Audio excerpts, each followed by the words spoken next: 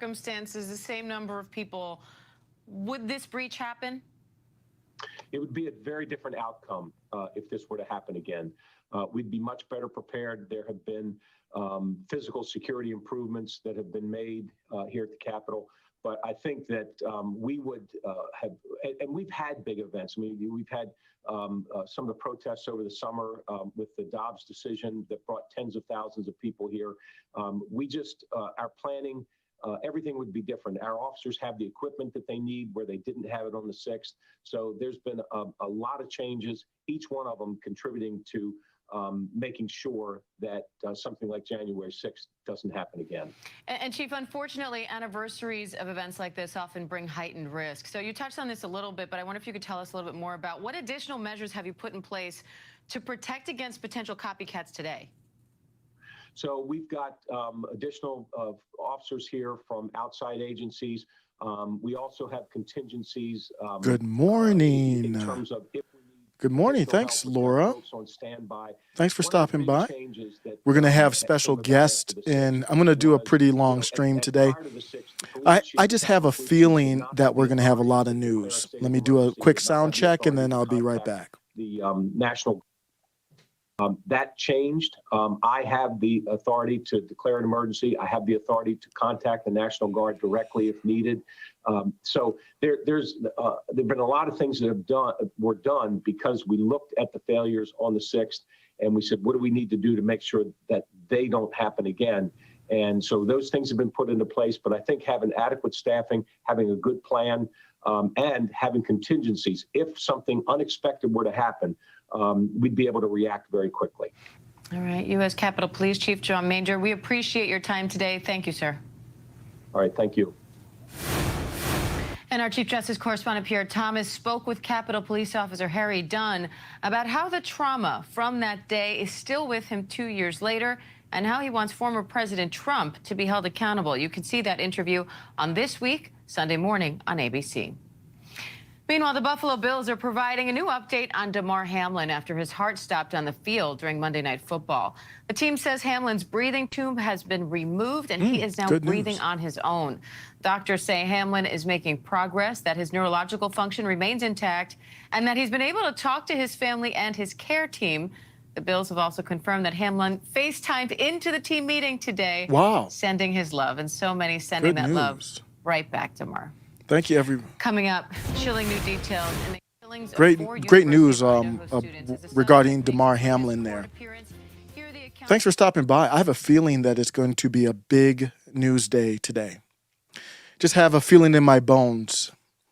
But if you were to ask my wife, she's like, your predictions don't go very well, so which is true. My predictions are either on point or terrible, like the red wave. But I have a feeling it's going to be a huge news day. Fridays can be that way because when you want to hide news, obviously a lot of you probably already know that people who want to hide news, they tend to do it on a Friday. And then on top of that, we have real news with the speaker vote. And I'm going to save some of that. If you're here for the Matt Gaetz stuff, I'm going to save some of that for special guest coming in about an hour and 15 minutes will be River from right, left of center. So I'm going to lead in with that. I'm keeping an eye on the speaker stuff. It's not going to start yet. So there's big news coming out with that. If something big comes out, I'm going to cover it right now. I'm not going to wait. But I do have a lot of stories and stuff. We'll see how it goes. We're going to be doing it on the fly. I think this is going to be a day to cover the news on the fly. So I'm going on. I seen Tim Pool going live. He's still live, I think. So I think you can get that feeling that there's a lot of news that's going to break. Salty cracker. I'm going to save that one for River. But what do I want to cover? I wanted to cover one right now. I wanted to go to River's channel. So coming on later today will be River. Let me go ahead and put a banner up just to make sure. I'm going to put here joining live at 1 p.m. Eastern. River, right, left of center. Let me go share that her channel.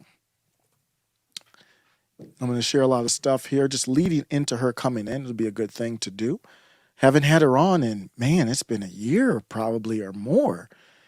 I'm just not good. I got to get better with a lot of this stuff, is like keeping in contact and scheduling. I got a lot of personal stuff going on, so I'm starting to use a calendar.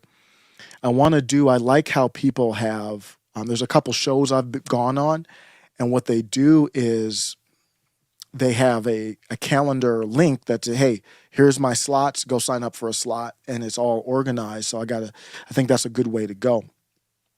If you're just joining, if you're new to the channel, this is what I wanted to start with. I'll get into that after I cover River a little bit, is discussion about language. And admittedly, I am all over the place. If you're new to the channel, I would consider myself a nationalist.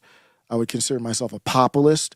All these words don't mean anything unless you define them. I'm not going to define them all now, but I consider myself a nationalist, a populist, a constitutionalist, MAGA, America First, populist left friendly, MAGA communist, libertarian. I would say libertarian friendly. I am an official member of the LP. I happily support them. So you can see I'm all over the place, and I think it represents that nobody is one thing. Like, you're not just one thing. If you take the political test, the political compass test, Ray Studios and I both together, another one of my favorite moments on the channel, we did that together, took the test to see where we land on the libertarian, authoritarian scale. You're not one thing. There is this personality test that I really like. It's called insight colors. So there's a red for more assertive personalities, blue for analytical, green for caring, yellow for sociable. And my least is yellow, but the reason I bring that up is nobody is always assertive. Maybe you are more in the natural state, maybe you are more assertive, but some things make you more passive, some things make you more caring. We are dynamic individuals. So that's where I am politically. And it all sums up. That's why I'm Middle MAGA. We're going to have big news. If you see big news, please put it in the chat. I'm going to be making a effort to be going into the chat, because we're going to be seeing a lot of big news dropping today. I have a feeling. Okay, hold on. Join River, I'm just going to put in here, special guest joining. I thought I already did this, but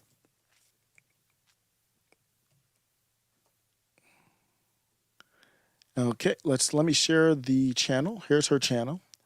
Liberty Bell News is the YouTube handle. YouTube finally got around to 2023, where we all have ats on every app. They finally got around to that. No surprise that Google Plus didn't go anywhere. Google is a weird company. It's such a great company on many levels, and then an embarrassing one on others. Like, they had Google Glass.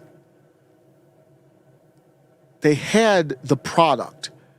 Like, I would put on glasses like this, but it would be augmented reality. It would have, I could see the chat in my glasses, that type of stuff. They didn't get to that point, but that's where they're going. They had the product and just dropped the ball. They dropped the ball on so many things. They were so late to social media. They never got into the Facebook, Instagram market. They got lucky because they bought YouTube. It's a psyop of a company, but a very weird company. They should be doing way better than they are, even as a establishment shill company. It's very embarrassing. But here we go, right, left of center. That's who's coming on at 1 p.m. Eastern.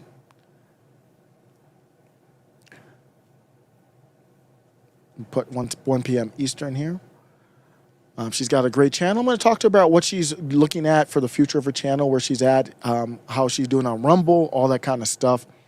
But she does very unique videos. So this is old school. I love this stuff here.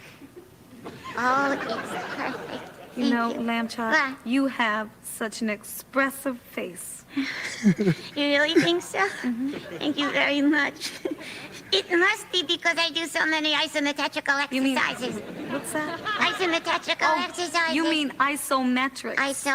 Isometrics. Metrics. Is that what you call this? Good morning, everybody. We're watching a sock puppet. This is brilliant stuff, though. The old school ventriloquists, do they still exist? Look at the skill that she has where she's doing the puppet and talking. This is the type of talent I consider with River, who's coming on later. That's why we got on this topic. Lamb Chop, do you think that would work for me? I don't know. See, that's the old school skill of, I don't know if she does it like that, but look, I love that. So she's talking to herself. Let me see you do it. I don't know if I can. Go ahead. You look like Bugs Bunny with crossed eyes. I think I should go work on it. Man, times were more pure back then, wasn't it? I know I'm the old fogey on the porch right now. Like the humor was all good back then. Now we got Yaz Queens reading to children. It's a lot different. What's good?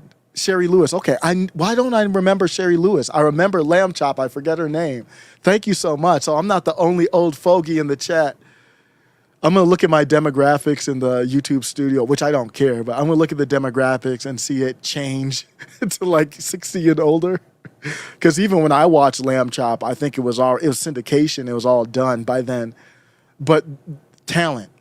You remember old school talent where you're talking about like Fred Astaire and them? Would Gene Autry come into that? You know, I'm not great with like these actors, actresses back in the day. They all could sing, they all could dance, and they could all act their ass off. They could all improv. That's the type of person, River. She's like a throwback to me with her. She's modernized, but she has that throwback skill of just like, I can do a bunch of different things. I always like watching those old stuff. Jeff Dunham. Okay, there's others. Yeah, I don't remember Jeff Dunham, but there were a bunch of other them. Oh, same. I'm in my late 30s. I remember Lamb Chops. Wow. So I'm 45. So I didn't know anybody in their late 30s would remember Lamb Chop. I feel better. Thanks for making me feel better on that.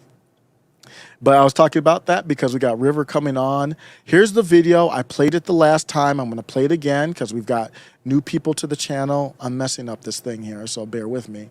Let me go back to her channel. And Chip with Disney. Okay, this video right here I've always liked her channel. This video right here got me pumped up with the pandemic. I thought it was on her front page last I looked. Let me go, yep, this one right here. Let me play this video here. This is the video. I've used it as an intro before. I think this is it. Let me play it, and I believe this is it. I'm fighting the good fight So I love this. I love this video so much. for you. Are you with me?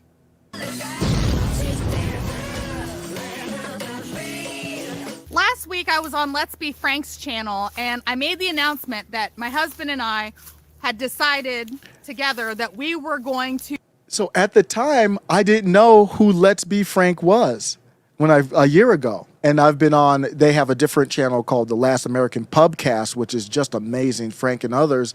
Shout out to Abby and everyone else. But now I know who he is. It's weird because I've watched this video before. I didn't even know who Let's Be Frank is. Great channel. So now I know who she's referencing. To stand up against the vaccine mandates. Well, when I made that announcement originally, I thought that we were only going to be fighting that fight on one front, but I got this. Tried to black out the company letterhead, but it's basically a letter from my job saying that I have until November 8th to turn in my vaccination card, which I do not and will not have. I thought that we would be fighting this fight side by side, but looks like we're going to be fighting this front to back. And I wanted to document this just to show you that I'm just a regular person, okay? I can't afford, or we can't afford to just never work again. We have a mortgage, we have car payment. student loan payments. We're regular people, just like everybody else. But we need to stick together. We need to stand up and fight, because they cannot do this to us if we band together. And hey, I'll lead the charge, but I need you guys to be behind me, because we can't do this on our own. We need people to stick together, whether or not you've been vaccinated or not. Like, if you just think that the mandates are wrong, you need to stick with your unvaccinated colleagues, because trust me, if you do not stand up and fight against this now, the next thing that they have coming down the pike is going to be way worse, like 1,000,000 times worse. And you'll look back on this moment and you will be on your hands and knees begging that you would have done something right now, because you let freedom and liberty go out on your watch. Well, no, not me. Not me. I cannot. I have ancestors who fought the British in the Revolutionary War. Okay, 1776 courses through my veins. But not only is that in there, but I also come from escaped slaves. Okay, the people who weren't going to live under tyranny. I also come from a long line of civil rights activists, people who stand up when it's time to stand up, and they say, no more. I'm not going to kiss the ring. I'm not going to bend the knee. I would rather die on my feet than live on my knees. That's the spirit that we have to have right now. And I definitely have it, and I want to spread it to you.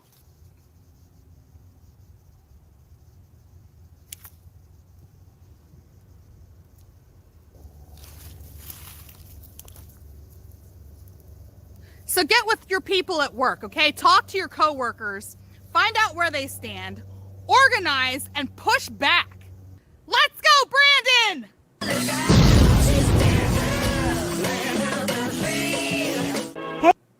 Hey guys, thanks for watching. If you like this video, subscribe, give it a thumbs up, and please share it. You can help us continue to fight in the war against disinformation by donating at paypal.me/right left of center. I'm River Wright from Right Left of Center, and if you're watching, you're probably right too.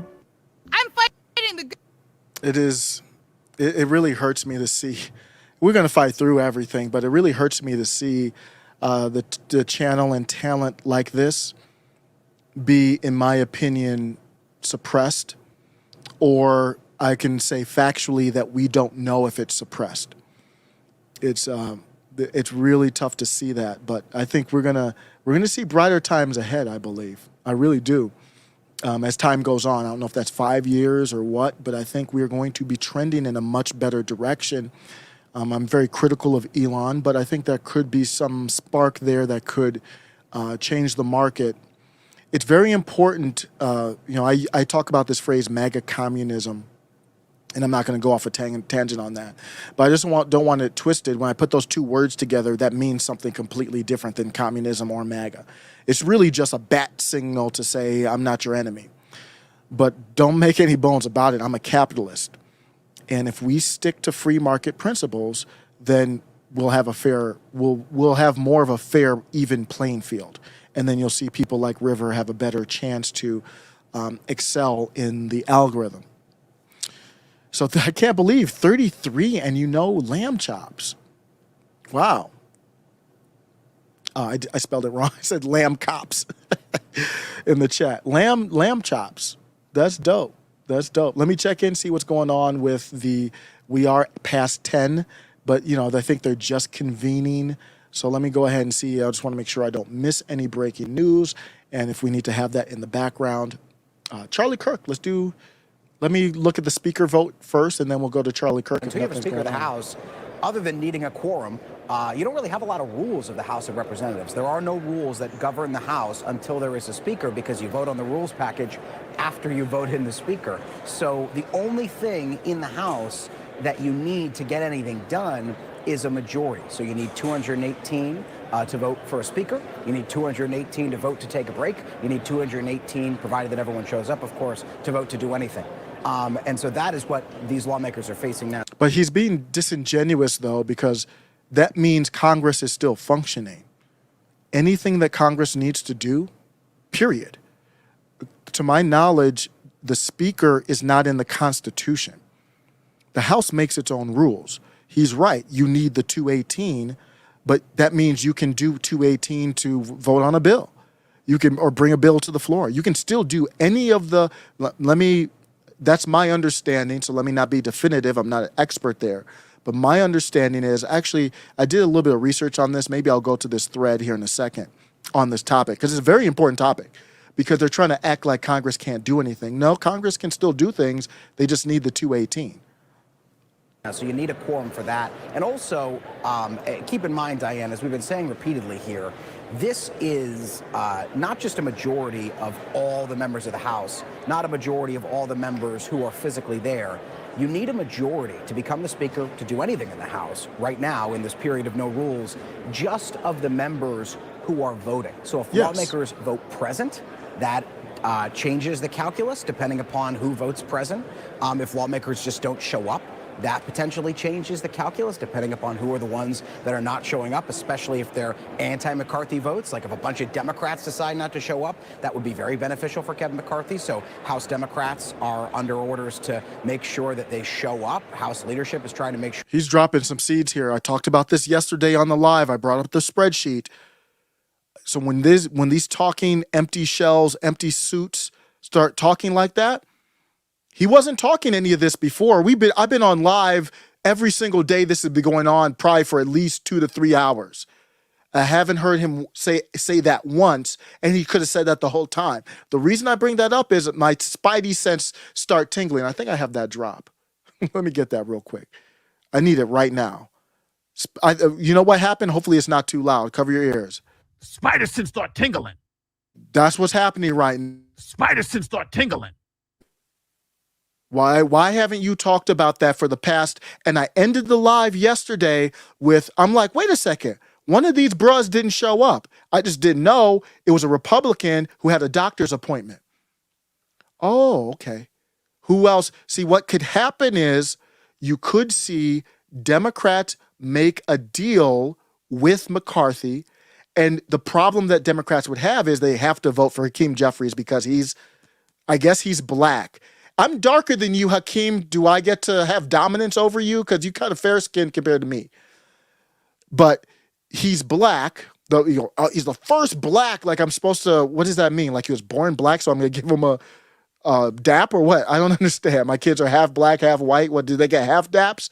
So they keep propping him up as the first black male or whatever they're propping him up as, this identity. They have to vote for him. They can't vote for anybody else because of that cult ideology. So what could happen, though, is they could say, oh, I got that thing. I can't show up. But even though last time Nancy Pelosi needed the vote, so she brought people in who are just recovering, still testing positive for that thing. So what I'm saying is they could say, I got that thing. Oh, that thing's going around.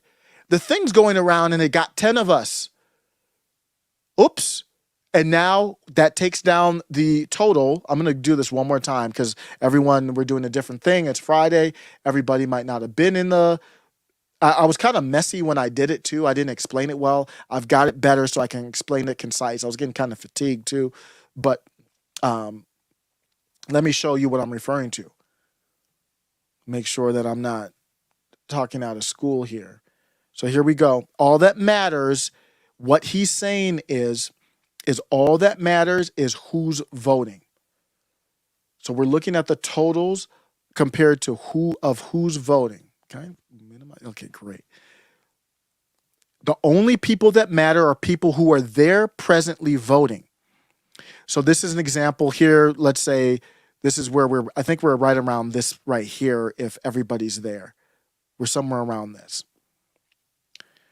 If everybody's there, I think the one bro, I forget his name, is still, hopefully he's okay. He just had a doctor's appointment or something, is gone. So the only people that count are the ones that are voting. If you're absent or vote present, you don't count. So what this empty suit was talking about is Well, there's these Democrats here. There's 212. It's been steady the whole time. There's 212 are voting for Jeffries. They're not going to vote for anybody else. It's just, I don't see how that could happen. It's not a 0% chance, but I don't see why would that happen. So he has the total of votes though. So you say you took 12 people out of Jeffries' total because they got that thing or a doctor's appointment or emergency, they wouldn't vote. They wouldn't vote for McCarthy. They wouldn't vote for anyone else. They would be absent. So they would just be out of the total.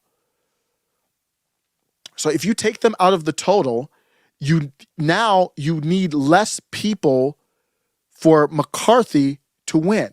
So it looks like it would have to be a ton of them, because if you say I took 12 of them out and they all voted present, then there would be a total of 422 votes.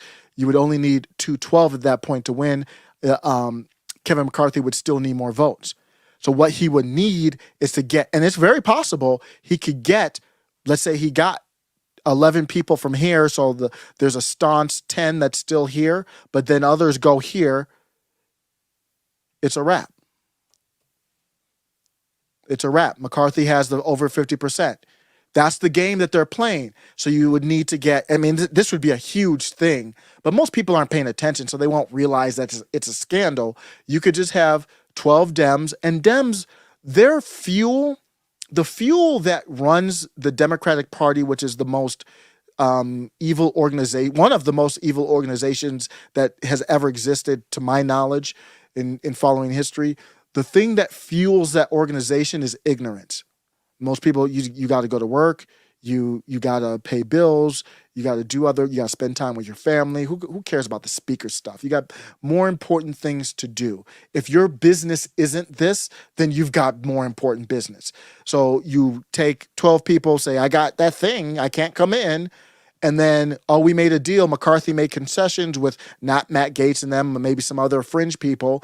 And now I got 212 and we're wrapped up. Good to go, move on. Nobody talks about it. It's a Friday. Nobody knows what happens. I'm not saying that will happen, but that's what that bro was hinting at. He's a good man. He's a man of God. He's a patriot. He's a leader who has led this conference to our current majority over the last 4 years. Those things are unassailable. But this isn't about him.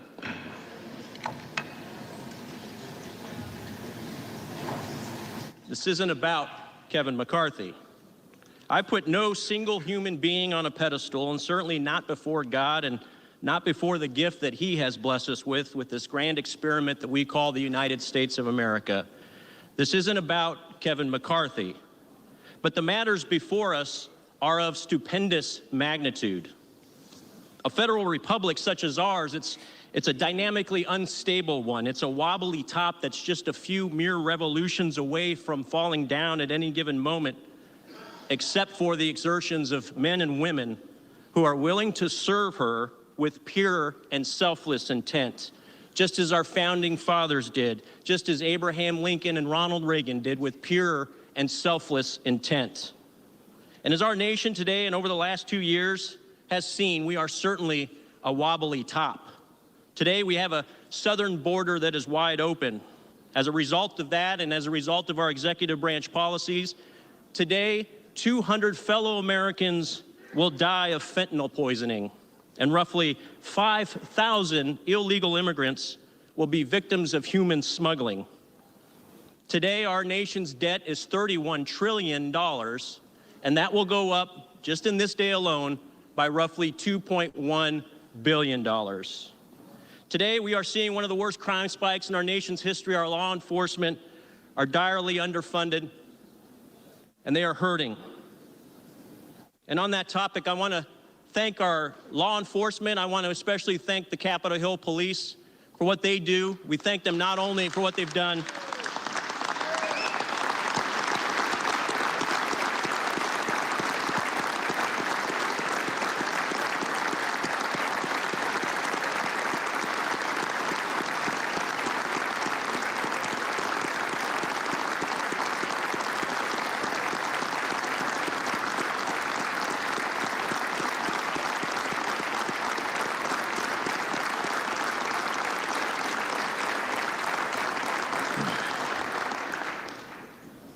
Our police also serve with that pure and selfless intent. They do it every day, and we should thank them every day.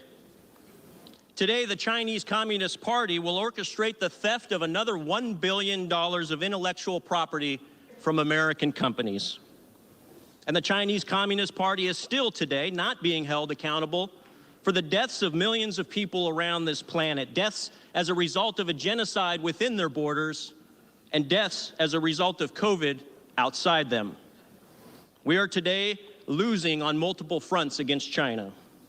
So today isn't about a single human being. It's not about Kevin McCarthy. It's about the 13 Gold Star families who still suffer today mercifully without closure and without accountability after the unnecessary loss of their loved ones in Afghanistan over a year ago. And today, speaking of our military, today roughly 40 active duty and veterans of our military will commit suicide. These, Madam Clerk, these are the matters of stupendous magnitude. This isn't about a man in a suit in the halls of Congress. It's about 330 million Americans. It's about the preservation of the Constitution and the liberties guaranteed therein. It's about the 246 years of pride and providence that we have enjoyed as a nation. And above all things, it's about ensuring that this beautiful journey exists for generations to come. That doesn't happen if we don't address and rise above the multiple existential crises that we experience today. We must be victorious in this cause, and victory begins with allowing this body to get to work. It begins today. Now, winning isn't easy, okay? Winning isn't easy, but winning is necessary. And of all folks in this chamber, I know that winning isn't easy. I represent a district where only 29% of my voters are registered in the same party as I. But I engage and I communicate with the other 71% because it's the only way that we all win. And in the end, it's the only way that the nation wins. It ain't easy, but it's necessary. But the noble wins, the most important wins, never are easy. But we take on these missions just as passionately as Colonel Chamberlain did at Little Round Top in Gettysburg. We must hold this line because if we don't hold this line, the entire Union is at stake. We don't hold the majority for bragging rights. We hold the majority to govern responsibly. We hold the majority to protect the American people, to coalesce around the foundational constitutional principles that I've been willing to give my life to defend since the age of 18. To my Democrat colleagues across the aisle, I want to make sure you understand and make no mistake. We are, in fact, on the verge of a very important victory. A victory for the people, a victory by the people, and most importantly, a victory for the future of our nation. And it dawns on me as I look across the aisle after being here for nearly 3 years that I haven't had the pleasure of meeting many of you because you've chosen to stay home and not vote here in person, and electing instead to proxy vote. What do you say? Let me back that up real quick. The member-elect is reminded to years that I haven't had the pleasure of meeting many of you because you've chosen to stay home and not vote here in person, and electing instead to proxy vote. That's based. That's based. I like how he stared them down, the too. member-elect is reminded That was to dope. direct his remarks to the chair. That was dope.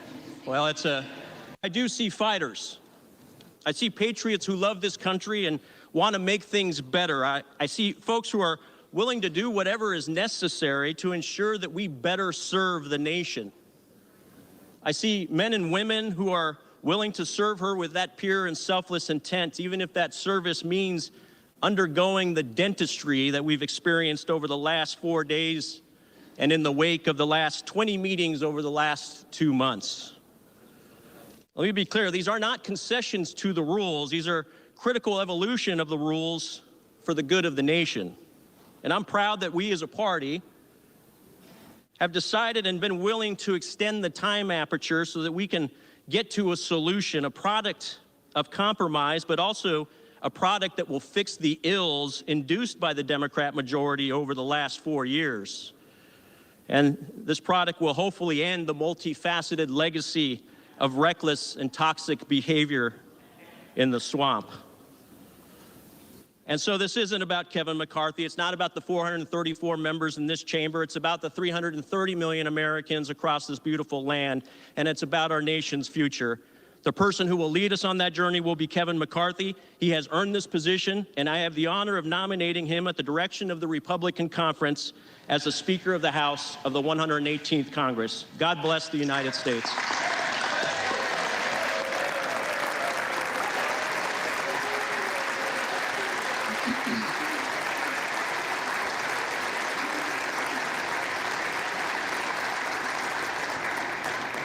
For what purpose does the gentleman from South Carolina rise? Madam Clerk, I rise to nominate my friend, colleague, and leader of the House Democratic Caucus, Hakeem Jeffries, for Speaker of the United States. The gentleman is recognized.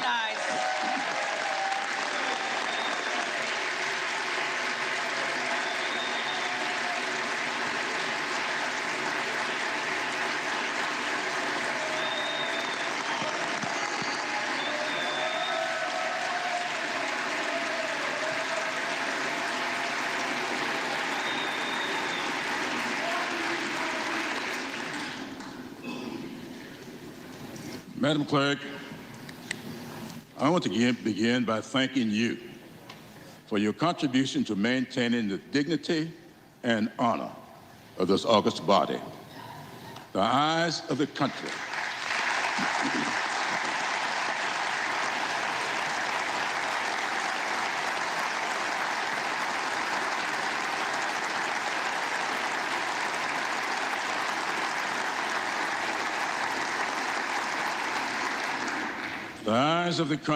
are on us today.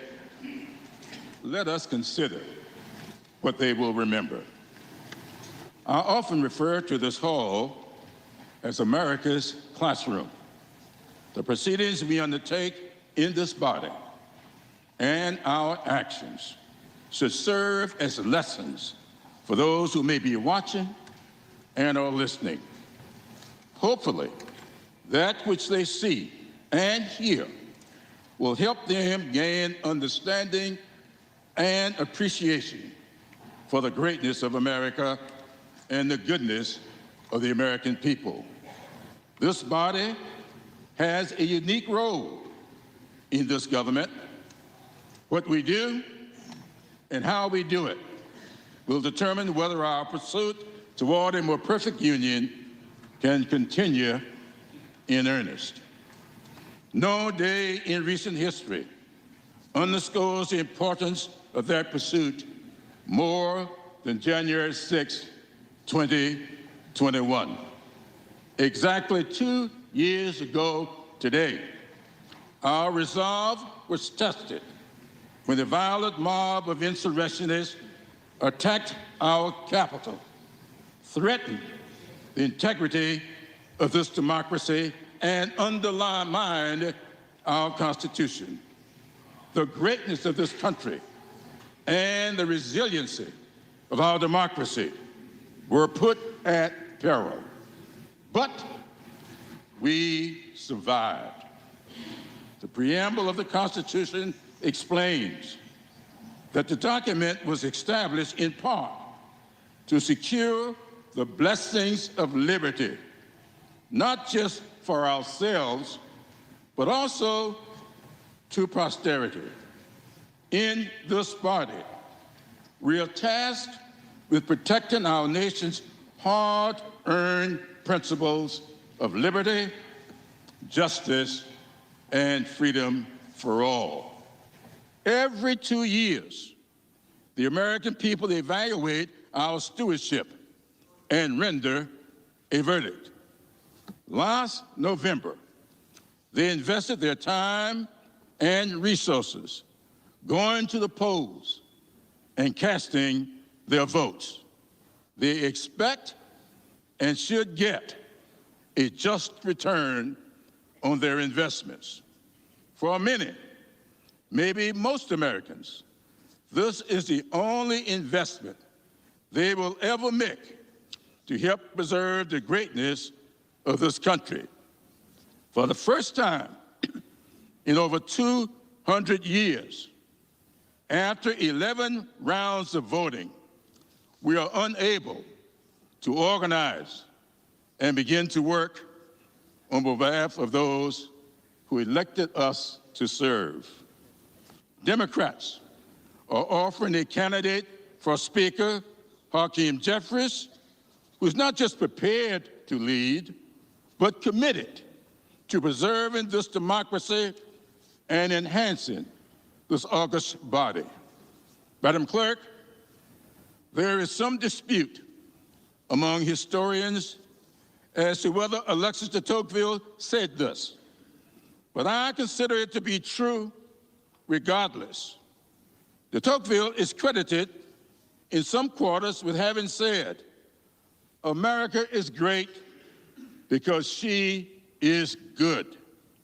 If America ceases to be good, America will cease to be great." The greatness of America lies in the goodness that exists within the American people.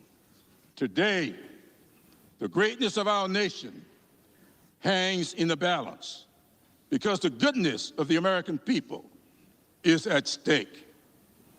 We Democrats are offering the people of America, through this unique body, a good man who has the best interest of the American people at heart and is committed to preserving the fundamental principles that make this country great. Madam Clerk, I'm honored to carry out the directives of the House Democratic Caucus and submit to this august body the name of Hakeem Jeffries to be Speaker of the United States House of Representatives.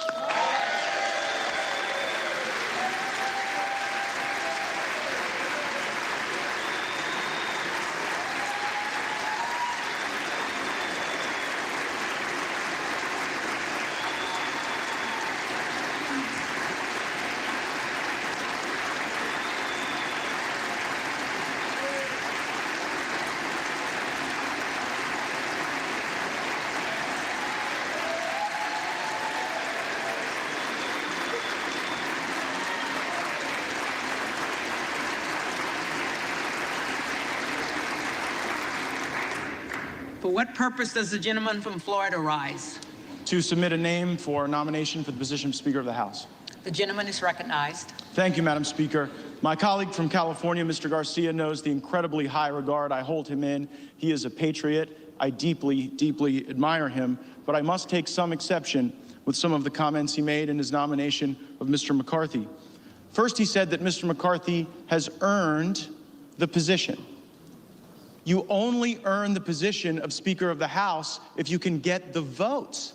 Mr. McCarthy doesn't have the votes today.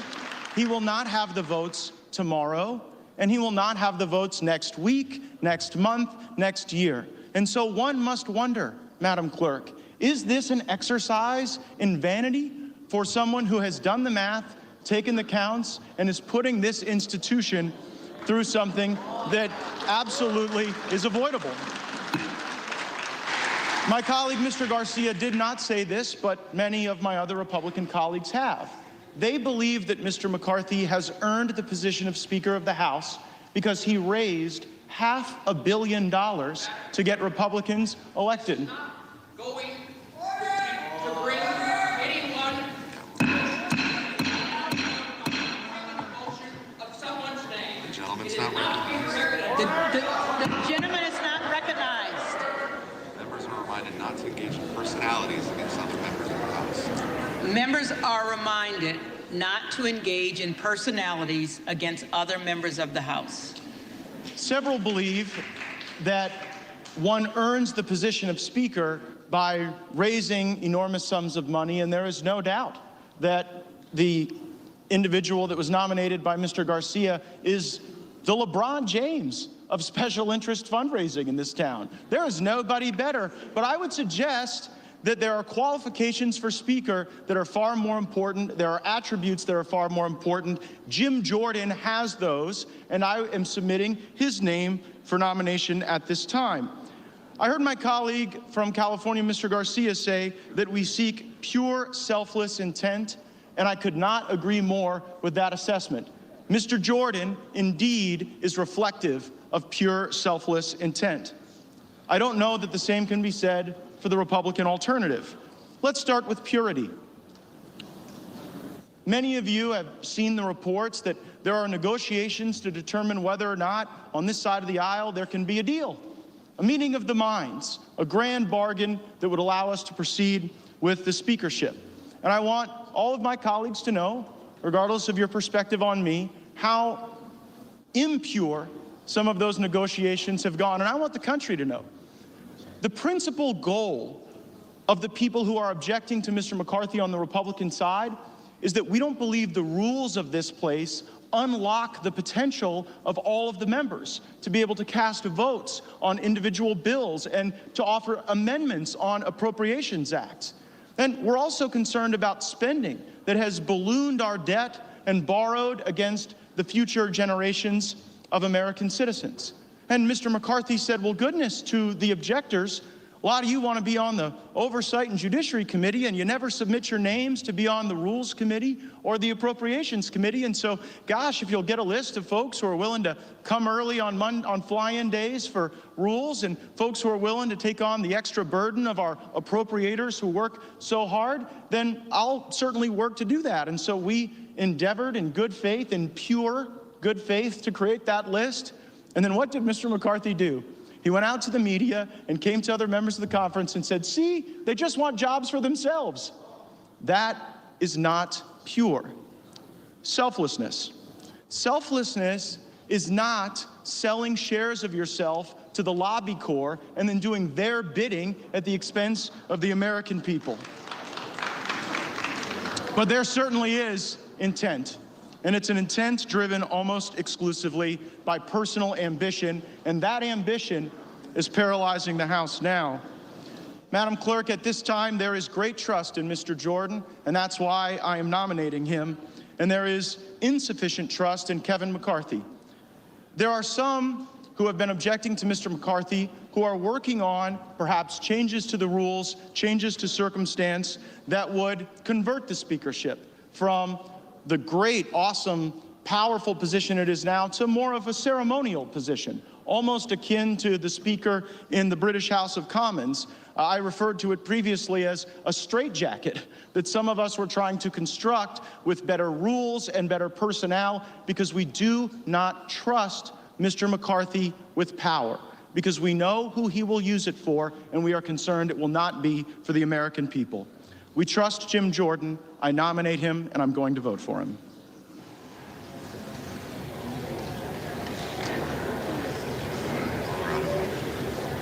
For what purpose does the gentlewoman from Colorado rise? Madam Clerk, I rise to enter a name for nomination for Speaker.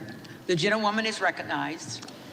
Once again, I just stand here today to nominate Kevin Hern, the chairman of the Republican Study Committee, the largest caucus in the Republican Conference, who unanimously was elected as chairman, whom I believe can unite this Republican conference and put forward the agenda that we all promise to work hard on and serve our American people to the best of our abilities with. I believe that Kevin Hern will be a fighter for our national debt. I get texts on a regular basis at how inflation is hurting families, how grocery prices are skyrocketing continuously. He has crafted a budget that balances and will bring that to the floor to help the American people. Madam Clerk, I nominate Kevin Hern as Speaker. Thank you. The reading clerk will call the roll.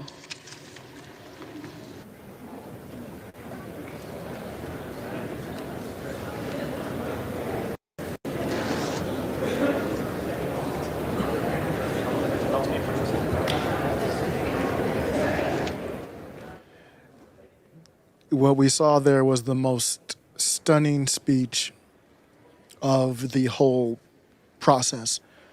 Matt Gaetz, looking like he has not slept, just came out and said, you still don't have the votes. And then they started airing the dirty laundry. That was a definitive speech there. So we don't know. Maybe some of those votes will go away from the Gaetz and other, for lack of a better term. I don't think Gaetz is like a cult leader or something like that. But the people who are right now voting against McCarthy, there might be some that defect, because this is Gaetz took it to another level. So there might be less than, I'm actually wondering if there's going to be less than the 21. But all he needs is 5. And Gaetz confidently there still saying all he needs is 5. Gaetz has been trying to tell people this is nothing new for him. He was trying to tell people. Let me play this video. This is from November. This video that I'm going to play for you right now is from November, and he's still saying it. Here's Matt Gaetz in November on Charlie Kirk's show. What are the chances? Like, is there something we can do? Are you going to vote for Kevin McCarthy? We have to go through the stages of grief here a little bit, Charlie. Right now, there are a lot of the establishment Republicans in denial, believing that Kevin McCarthy can somehow still become speaker. What I'm here to tell you is there are definitely at least 5 people, actually a lot more than that, who would rather be waterboarded by Liz Cheney than vote for Kevin McCarthy for Speaker of the House. And I'm one of them. And so then you can, at least 5 people, actually a lot more than that, who would rather be waterboarded by Liz Cheney than vote for Kevin McCarthy. Did he stutter? This is getting serious. Man, this is getting serious. I have a Facebook user that said Matt Gaetz is only for himself, not Americans. I would like to hear you explain why. Again, entitled to your opinion. I obviously disagree. But yeah, I mean, he's a politician, so in part he's for himself. But please explain why. That's not enough for me to, that's not enough meat on the bone for me to even to reply to. It's basically an ad hominem because you're not giving any substance. He can vote however he wants to vote. See, this is what we're seeing in our country right now is what happens when, and I was joking about it, but it's not a joke. It's what happens when you don't have a third-party contractor tabulating your votes. There's nowhere to hide. Every vote is verified. There's nowhere to hide. There's no run back like in Arizona where you take your votes to a voting facility and God knows what happens because you're not following the chain of command, and then you go through the judicial process and then they kind of just look the other way. That doesn't happen here. So what you want to do is exert authority over Matt Gaetz. He does not have to vote for Kevin McCarthy. However you want to think. Maybe I'm wrong. Maybe he is a selfish bastard. Doesn't change. He doesn't have to vote for him. This is a reckoning for our country. It truly is. You don't have Hillary Clinton here to drop off the speaker votes. Nah, we don't have that. So you're going to have to count these votes. It's a great moment. Let's take a look and see how the votes are going in the background while we talk. This is a huge vote right here. That speech was way, if you wanted to know, because all these rumors coming out, like, well, there's some deals going. I'm like, okay, is there deals going or what? Are they going to change their mind? Even if they changed their mind and went with the slime of Kevin McCarthy, even if they had done that, this would still be a victorious moment for many reasons. I already had my thoughts ready to go that route. And then Matt Gaetz comes out and goes even stronger. I mean, I thought he was going to use the waterboarding line right there. He might use the next vote, because I think the next vote's going to come. As soon as you see it get to 5, there's a next.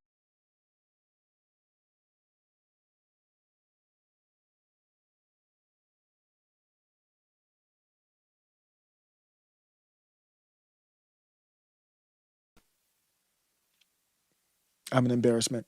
Let's go. Continuing on.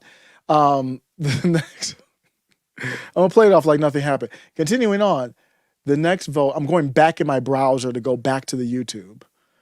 Okay, so they only have 2, so we'll see if there's any flips. I don't remember where they are. I've seen this 100 times. It looks like they're behind, but I haven't kept track of, because they're going in alphabetical order. So you would expect the same amount of others with the same amount of votes here, which it's looking different to me now, just using memory. So let's hear what they're saying. All this is all going on, right? We're entering day 4 of this voting. See, this coverage isn't good, because if I were covering this from like a corporate standpoint, I would be covering where, did we lose or gain any votes in a different box to say, did anything change from the last vote? You could have 4 boxes underneath and you could say change and it would be 0, 0, 0, 0, no change at this point. So we know in real time, even while they're talking, if there's been a change. To me, this is bad coverage. Said that the world is paying attention. That what it means that here in America we can't figure out how to have a House of Representatives that's up and running and functioning. Of course, they're attacked. I'm not going to listen to this BS right now. I'm not in the mood. Let's go to Charlie. Let's see what Charlie's talking. He talks some BS too, but let's go to Charlie. Much less, of course, and even though I disagree, I still respect Charlie. He runs one of the most important organizations in the country. So no diss. It's unheard of. And there should have been a mistrial right then and there, but not this judge. This judge said, no, we're going to continue on. And then when the verdict came in. I think he's talking J6. I have no problem talking J6, but I don't know if he's going to go down a route that would get me in trouble with YouTube. So let me go back out. If you don't know, the way that they handle large accounts on YouTube is different than other accounts. There's different rules for different people. And you can't, I literally know that because I copied a video from it was the Rand Paul speech. I copied Rand Paul's speech during the pandemic. It was just a little upload he did, not on the floor or anything.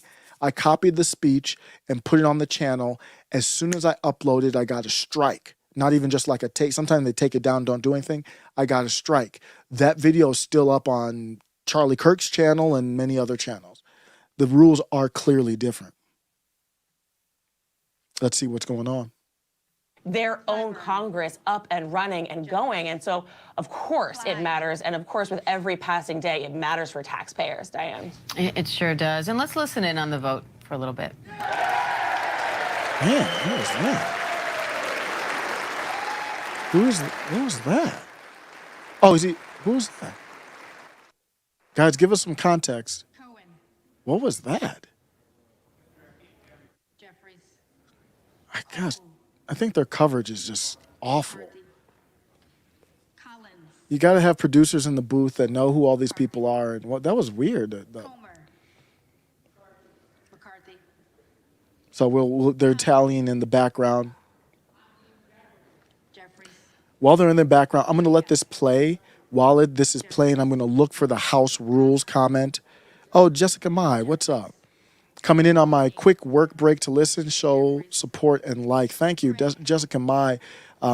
Quickly becoming a new friend of show. Thanks for stopping by while you're taking a break at work. Hopefully you're having a good day at work. And if you have the weekend off, let's slide up into that. Let's slide up into the weekend and have some fun. So thanks for coming by. If you don't know, Jessica Mai was the one that did the comment. If you go back a couple videos on the channel, one of my favorite moments. It's only a 2-minute video if you want to check that out. One of my favorite moments since streaming. Oh, hit the like button. Gotta go. Thank you. Yeah, this is going to be a long live. So just if you want to stop in at any time, say hi and leave. That's just greatly appreciated. I don't know. I've never been a big hit the like button. Hopefully you like it and you hit the like button. But I'm going to play this and then take a look at We've been hearing occasional bursts of applause. Dean of Pennsylvania. Those are marking Republicans who have flipped. They were not supporting McCarthy before, and now here today in this 12th vote, they have voted for Kevin McCarthy. Right now, he's at 41 with 3 voting against. He needs to hit 218 voting for him. I want to bring in our political director, Rick Klein. big news, breaking news. Talk about these flips. How important is this that we're seeing McCarthy at least make some progress in this vote?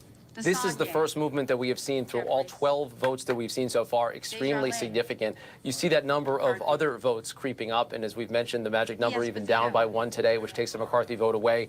But we are up to at least 4 conversions in the direction of Kevin McCarthy. He came into the day saying he didn't think he would get the votes necessarily, but watch him make progress, and he has finally, after days of promises, started to make that progress. So my best estimate would be, as of now, that he's not all the way there, but he is significantly closer than he's been at any point in this. And this is the first break in a very strong dam. I didn't catch the last name, but I think based on the ovation right there, we might have seen another flip. So another number that might be, that was Byron Donalds himself, who I'm told was one of the candidates for Speaker that's been offered up by the holdouts. So that's a significant name right there to add to the list. He has previously said that he was very skeptical of McCarthy's bid. He was accepting those votes for Speaker himself. So we're starting to see the numbers shift in a significant way. And this is where that isolation strategy starts to play in as well. If McCarthy doesn't get the votes this time, the pressure on the couple of holdouts will get enormous. The fact that so many members walked out of the chamber rather than listening to Matt Gaetz' nominating speech a few moments ago is a pretty strong statement about how they view their colleague from Florida and how they view the holdouts that are keeping them now for a 4th straight day from getting onto the business of organizing the House. And I want to bring in Jay O'Brien on that point, and I do want to confirm that was Byron Donald, who has been floated as an alternative to Kevin McCarthy, one of the names nominated in previous votes. That was Byron Donald voting for Kevin McCarthy in this round, one of several Republicans who has voted against him in the past, who we are seeing vote for him in this 12th vote. Again, that was Byron Donald. So let's bring in Jay O'Brien for more on this. Jay, how significant is these changes that we're seeing in this vote? Extremely significant. To Rick's point, these are the first pickups of votes, the first people voting against Kevin McCarthy who have flipped for Kevin McCarthy since Tuesday, Diane. For 3 days, he has not picked up a single vote until just right now in this moment. And it's extremely noteworthy as well that Byron Donalds is flipping to Kevin McCarthy, because while Byron Donalds cast his ballot for Kevin McCarthy on those first 2 ballots, right after that 3rd ballot on Tuesday, he hasn't voted for Kevin McCarthy since. And since then, Byron Donalds has been involved in these negotiations inside Tom Emmer, who's the majority whip's office, trying to hammer out a deal to get some of the anti-McCarthy lawmakers to switch back to Kevin McCarthy. So the fact that one of the deal makers, not the primary deal maker, not the only deal maker, but one of the deal makers is flipping his vote back to Kevin McCarthy shows that at least in Byron Donalds' position, there is a reason to go back to Kevin McCarthy. So what we have to keep our eye on now is, as the rest of the vote progresses,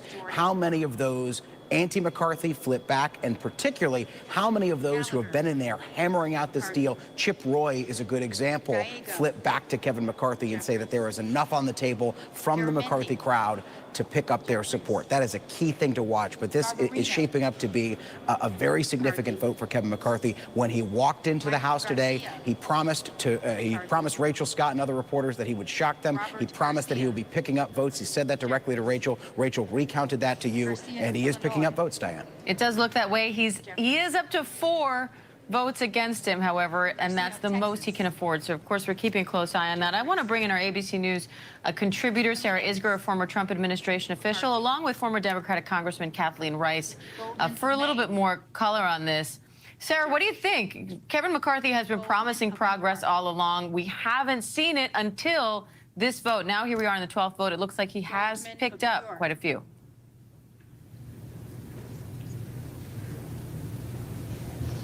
Gomez.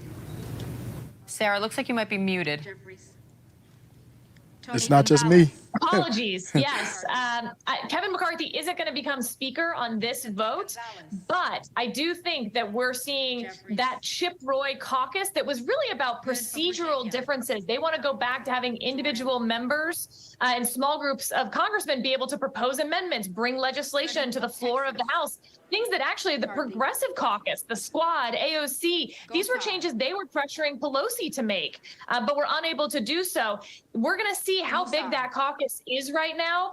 Kevin McCarthy will not be Speaker on the 12th vote, but this is a big shift. And it looks like you're right about that. He now has 5 votes against him, so that is beyond the 4 that he could afford. So again, a lot of things can still happen in the vote. It is ongoing, but it looks like at this point, Kevin McCarthy is poised to fail yet again to garner enough support to become the next Speaker of the House. But progress has been made here, a good sign for McCarthy going forward. I want to bring in Kathleen Rice, a former Democratic Congresswoman of New York.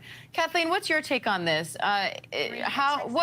Having been in this position before, not a contentious moment like this, but do you think Kevin McCarthy has enough momentum with this vote to be able to finish this now?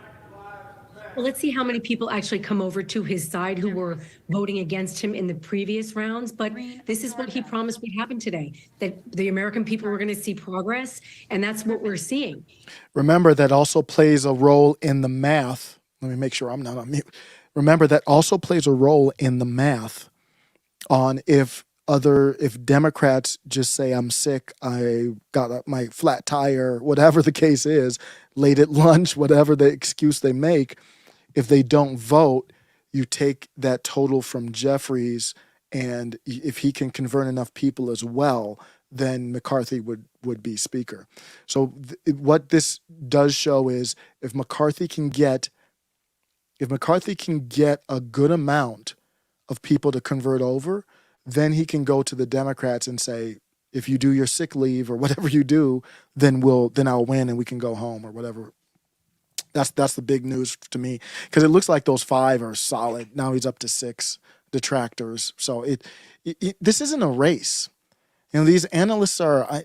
I don't want to make. I'm not trying to make myself sound good or perfect or anything like that. I'm just literally a random dude in my basement. But this is not good analysis. It's just not. This isn't a race.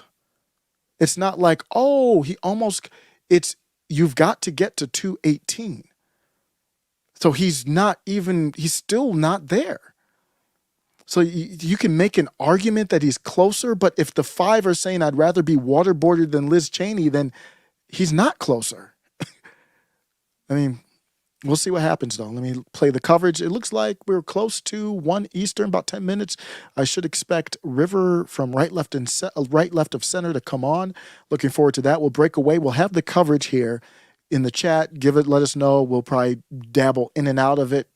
I'd love to hear what her take is from it. Always insightful. She'll be here shortly. Let me play this live stuff again. To be the easy part. He is then going to have to corral enough votes to pass what sounds to be a pretty robust Republican agenda in the House. And I mean, if the American people think this is painful, wait until you see them try to actually pass a bill on the floor of the House. And I think that's why they don't want the people. Kevin McCarthy is, when I say empty, I mean, he's empty, not stupid. He's just a guy at your job that whatever the boss says, he'll do. That's most people, but he's really like a walking zombie. He doesn't have any ideology. He just likes the job, money. That's my opinion. A guy who couldn't care less about serving people. He just wants to have the role of prominence. He's not real read on this stuff. He doesn't know what he's talking about half the time because he's just relying on staffers. So when I think people who control him, they told him you can't give up because this is just the first battle. If you keep going, if you give up now, then I tweeted on the first day, Matt Gaetz is now the most powerful person in the House. If he can influence enough people, which it looks like he does, but I'm not saying they're all in a cult or anything, but he's the prominent face.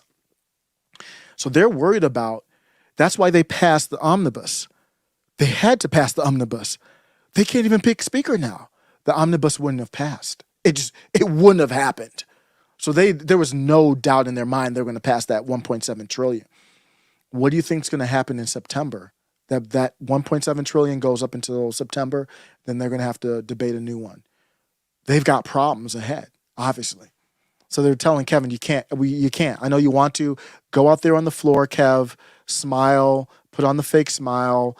Behind the door, closed doors, break stuff, and do whatever you need to do. But when you're on that floor, smile and don't show any sign of weakness, we can't back down. And his puppet masters, I guarantee you, his puppet masters tell, we don't care if this lasts a whole year. Or we don't care how long this lasts. Get comfortable. We can buy off the other ones. Everybody has a price. I think that's what's going on behind the scenes. And Sarah, what's your response to that? I actually think this is really important. I mean, what we've seen for the last 30 years is a Congress increasingly not be able to do their job as power has been concentrated into only the Speaker of the House. And so the result is Congress doesn't actually move any legislation. The president then tries to solve intransigent national problems through executive orders that then the courts say, nope, that actually has to be done by Congress. So if this is a step forward in returning the ability of members of Congress to actually act as legislatures, we may see a difference in Congress being able to do more, but also changes in the type of people who run for Congress. Instead of the performative nihilists who are looking for cable news talking points, people who actually go there because they want to legislate, which is not the job right now for so many members of Congress. Sarah Isgur, Kathleen Rice, thank you both. Wow, that was a base comment. Wow. Yeah, that's what's at stake here. The populist left, I'm talking about the fake ones, AOC and all that, but the real ones who want real change just from the left side of the aisle, not the right like Steve Bannon, the populist left, they were very disappointed, not just in force the vote. If you don't know, the populist left had the same chance to do this, and this takes a lot of courage. They didn't have the courage. I think they're fake anyway, so they didn't challenge Nancy Pelosi, and Nancy Pelosi is much stronger. She's not one to mess with. They didn't challenge her. But not only did they not challenge her to force a vote or get any real concessions, substantive concessions, they agreed to rules that made Nancy Pelosi the most powerful speaker of all time that I'm just learning. They let Nancy Pelosi play this game, if you want to call it that, of politics. They let her play this game on God mode. And now the populist right is trying to undo that because every speaker would want to play the game on God mode. When you do that, then all the lobbyists have to buy off the speaker. Speaker, you do this. That's what it's Matt Rosen. He had a great speech. I don't know him. I think he was from Wyoming or something. Take care, Jessica. Appreciate you. Thanks so much for stopping by. The guy who had his speech was amazing, where he said that what they've been doing is bringing the bills to the floor, and they're not even doing the yes or no votes. Marjorie Taylor Greene talked about this on Timcast also. They're not even they're passing bills with millions, billions of dollars spending, and your representative is not even there. That's what was happening. Because of the pandemic stuff. Man, they really rode that pandemic wave as much as they could, man. They did everything based off of that. But that comment by that ex-Trump official was absolutely on point. They need to have her on more. In their back pocket, the possibility of blowing things up and challenging the other side, because that 20 has already been broken down into maybe half of that many in terms of being holdouts. Until now, it's been somewhat of a race against the clock for Kevin McCarthy because of that question of when will his supporters start to lose patience. But there's also the question of people having personal lives here. We already know of one Republican congressman who's not voting today because he had to go home to be with his family. His wife had their baby. Here they go with that nonsense again. You hear it? Spidey sense start tingling. Give a damn about their personal life. This is their job. She wants me to shed a tear because they have to work? This is the most work they have done in the last 2 years. Right here. Believe it or not. And it's not even work. They're just half of them, most of them are zombies. Like 80% of the people there are zombies. They're like Hakeem Jeffries, Kevin McCarthy, and I will vote for them until somebody tells me otherwise. They literally don't have to do anything. And this is their work. And she's talking about their lives, and they were supposed to be sworn in, and they brought their kids in. Man, nobody give a damn about that. People have to do real work in the real world. This is BS right here. And then she's also dropping the hint of, well, as this goes on, you might have to go to doctor's appointments. People might get sick. They might not have to vote. Premature. He says his family needs him right now. We sometimes forget that these are human beings who can experience family emergencies. So how much of this is also a race against the clock in terms of members not being able to be present for these votes if they keep. Oh, they can't show up to work. Is that a fancy way of saying they can't show up to work? What happens when you tell your boss you can't show up to work? You might get one or two, and the third one is like, don't show up at all. That's what happens. In the real world, if you don't show up to work, you get canned. Here, you don't show up to work. The media says, "Oh man, you got something. Your family might be sick." Question of people having personal lives here. We already Oh, know they have of personal one lives. Republican Congressman You don't have personal lives when you go to your job every day? They got personal lives.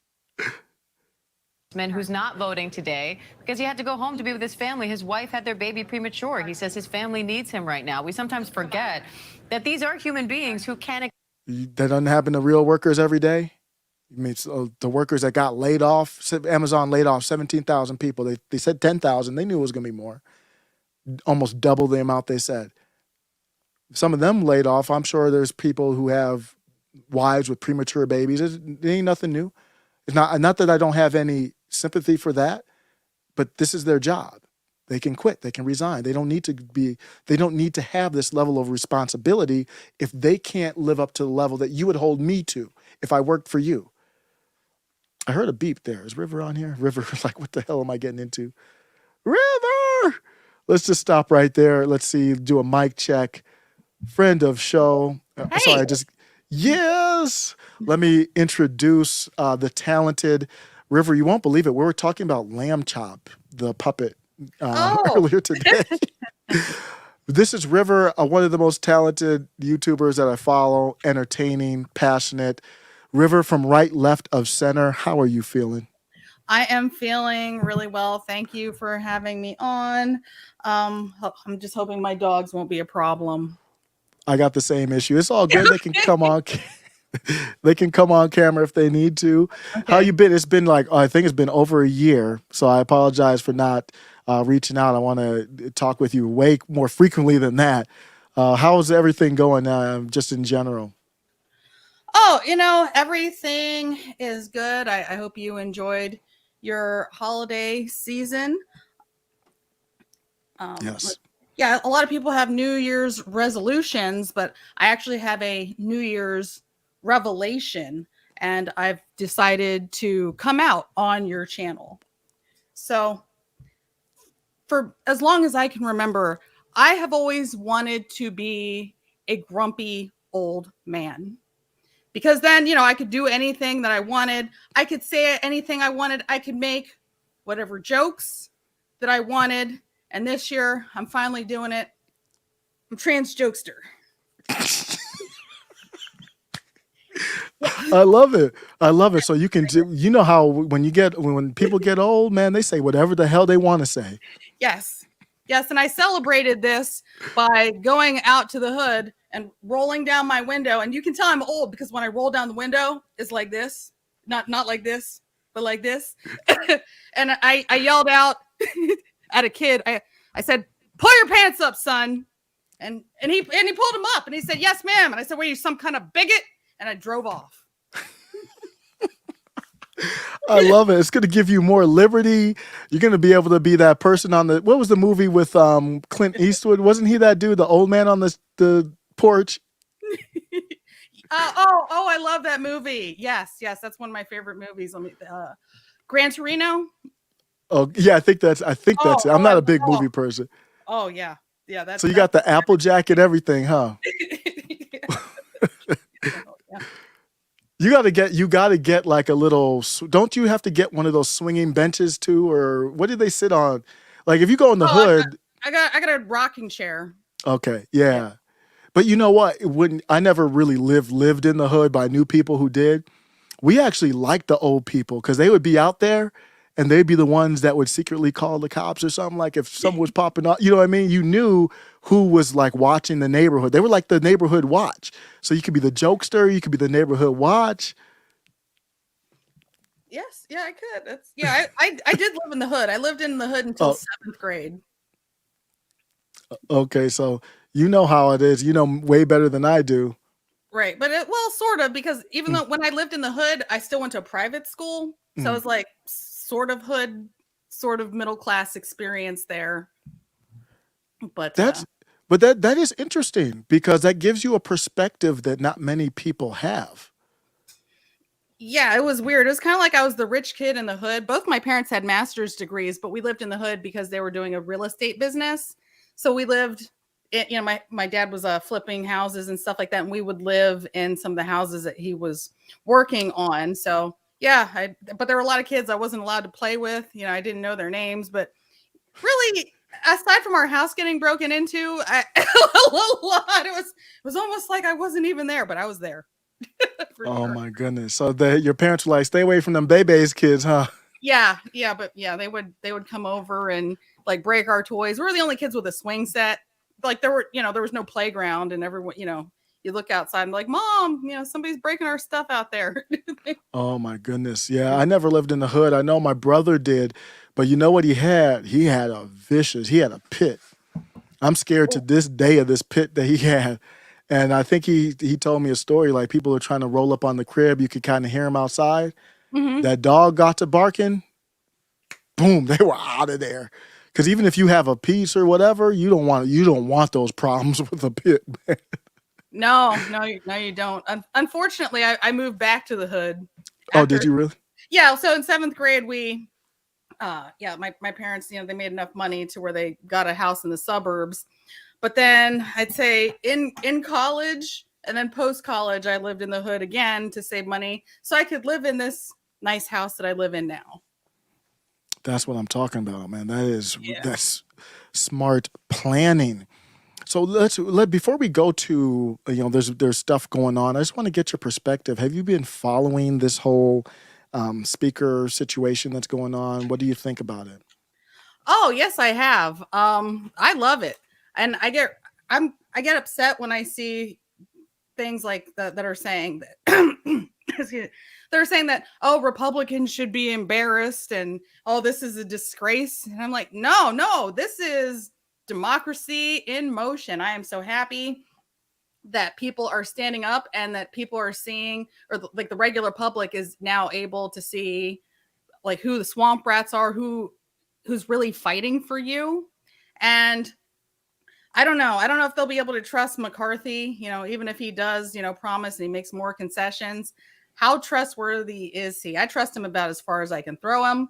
I also like that it's the black guy Donaldson, that they put him up for nomination too, because it almost kind of forces the Democrats to, like, even if they do want to switch and vote for McCarthy so that they know that they have, like a uniparty swamp rat leader. So, to keep things more, like how they want them to be, that will force them, because they're all concerned about, the intersectionality and all this. They're going to have to support the straight white man, like the evil straight white man, over the black man. Yeah, that's an interesting debate there. I don't know if you saw Cori Bush went after Byron Donalds. Did you see that? Oh, yes, I saw that. I wasn't surprised, but that's not a permanent vote that's going to go on someone's record, and people can, when it comes time for them to run again, they can do commercials. Oh, he voted for a straight white man, a straight white Republican, over a black man. For people who care about identity politics, it's kind of a career suicide or potential career suicide there. Yeah, it's kind of like beating them at their game, and so to speak. Here's a clip from what we're talking about. If you don't know what we're referring to, this is a response from Byron Donalds on the right here to Cori Bush coming at him. Your Democrat colleague, Cori Bush, attacked you online. In a tweet, she calls you a prop for upholding white supremacy. I'd like you to take this opportunity to respond to that, sir. Well, I mean, first of all, I thought it was just blatantly outrageous. First, man, that sucked, man. To be honest with you, man, I'm sorry. I feel, bad that she really put that out there, because, if you see a black man rising, I mean, let the man rise, even if you don't agree with him. Specifically to my policies, I would argue that she should sit down and debate me one-on-one. And let's do that, Stu. We could do it on your program. We could do it on CNN. We could do it on MSNBC. I'm open to all of that. But to throw a statement out there, I thought was just the complete wrong thing to do. As a black man to a black woman, I would have never done that to her. It's a shame that she did it to me. It was an insult. So what do you think of that? How do you like his response there?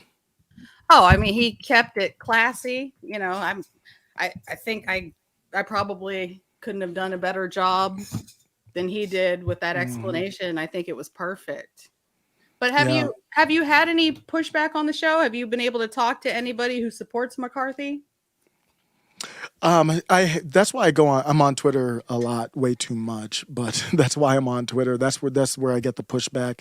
On YouTube, I feel like it's an echo chamber. I don't want it to be one, but I can't control the algorithm. So I haven't had too much pushback. People will just drop in the chat something, but they won't have any substance. But the argument on Twitter has been heated about it. And to me, if you can't force McCarthy out, when you have the votes to force him out, then how are you going to do anything to investigate? For me, free speech is number one. How are you going to do anything substantial there? How are you going to do anything substantial on any of these hot button, big issue topics if you can't force out Ronna McDaniel, Mitt Romney's niece from the RNC, if you can't force out McCarthy when they've been saying for 2 years he has no votes? I think it's representative of now's the time to stand up. And let me, before I want to put it back to you, the omnibus that passed created this too. They passed, the Republicans worked with them to pass. It was in the Senate, but there wasn't much pushback. They lip serviced in the House. They passed a bill to spend all the way until September. So now that took the power away from the House Republicans. So the House Republicans are like, well, you took our power away. We got all the time in the world. So let me know, have you gotten pushback on that? How you feel? Well, actually, on my channel, right, left to center, what I like to do is I like to have different opinions on, and I was actually able to find not only someone who pushed back against this, but actually the person who pushed, who's the number one supporter of McCarthy. I'm proud to announce it here live in studio today. I actually have Kevin McCarthy here to speak for himself. I do not understand why I don't have unanimous support. I'm running on business as usual. You can trust me to continue to put the needs of mega corporations and the elite first. I promise to continue calling for Republicans to be censored on social media. I have the backing of CBS, NBC, ABC, NPR, CNN, and Fox News. My record speaks for itself. Now, who wouldn't want a speaker like that? Thank you. No. Thank you. Now, McCarthy, I appreciate you went mask off, right? So those are your bosses? Is that what it is? Well, I just I do everything I can to represent the underworld, to the best of my ability. Okay, what'd you do with that FTX cash from that Ponzi scheme? Oh, the connection here it's bad. It's bad. Shh, I gotta go. Shh. Hi. I'm back. That sums it up from what that bruh's about right there. So the reason why we were talking about lamb chops is because this is a compliment. I might have told you the last time we talked. The talent that you bring to the table to me reminds me of an old school. I don't see anybody doing that. That's original now, but it reminds me of lamb chops and the people that could dance, sing, act, do all that kind of stuff. How did you get into doing stuff like that? I think it comes from my extreme ADD. I just want to do everything, like everything. Like I don't just do puppets. I sing not well, but enough for me to enjoy what I'm doing. I'm also a fire performance artist. I've done pro wrestling. I've done some acting. I sew.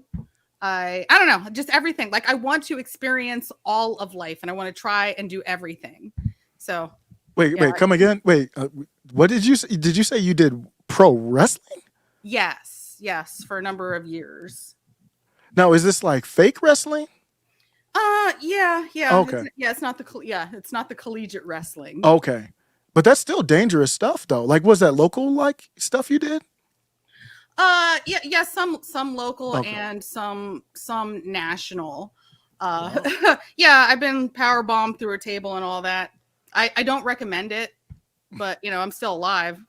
So yeah, man, I've lived a life. I've definitely lived a life.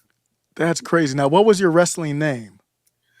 I had a couple, you know, because I spent most of my time on smaller circuits and stuff. Sometimes they'd ask me to change my name, but I'd say the biggest thing I did one episode of TNA, and on that they didn't really give me a name. Well, my name on that was the Brown-Eyed Girl, which is not, for me, like, that's not a name, but you know, if they're paying you and they're putting you on TV, like, I guess that's my name.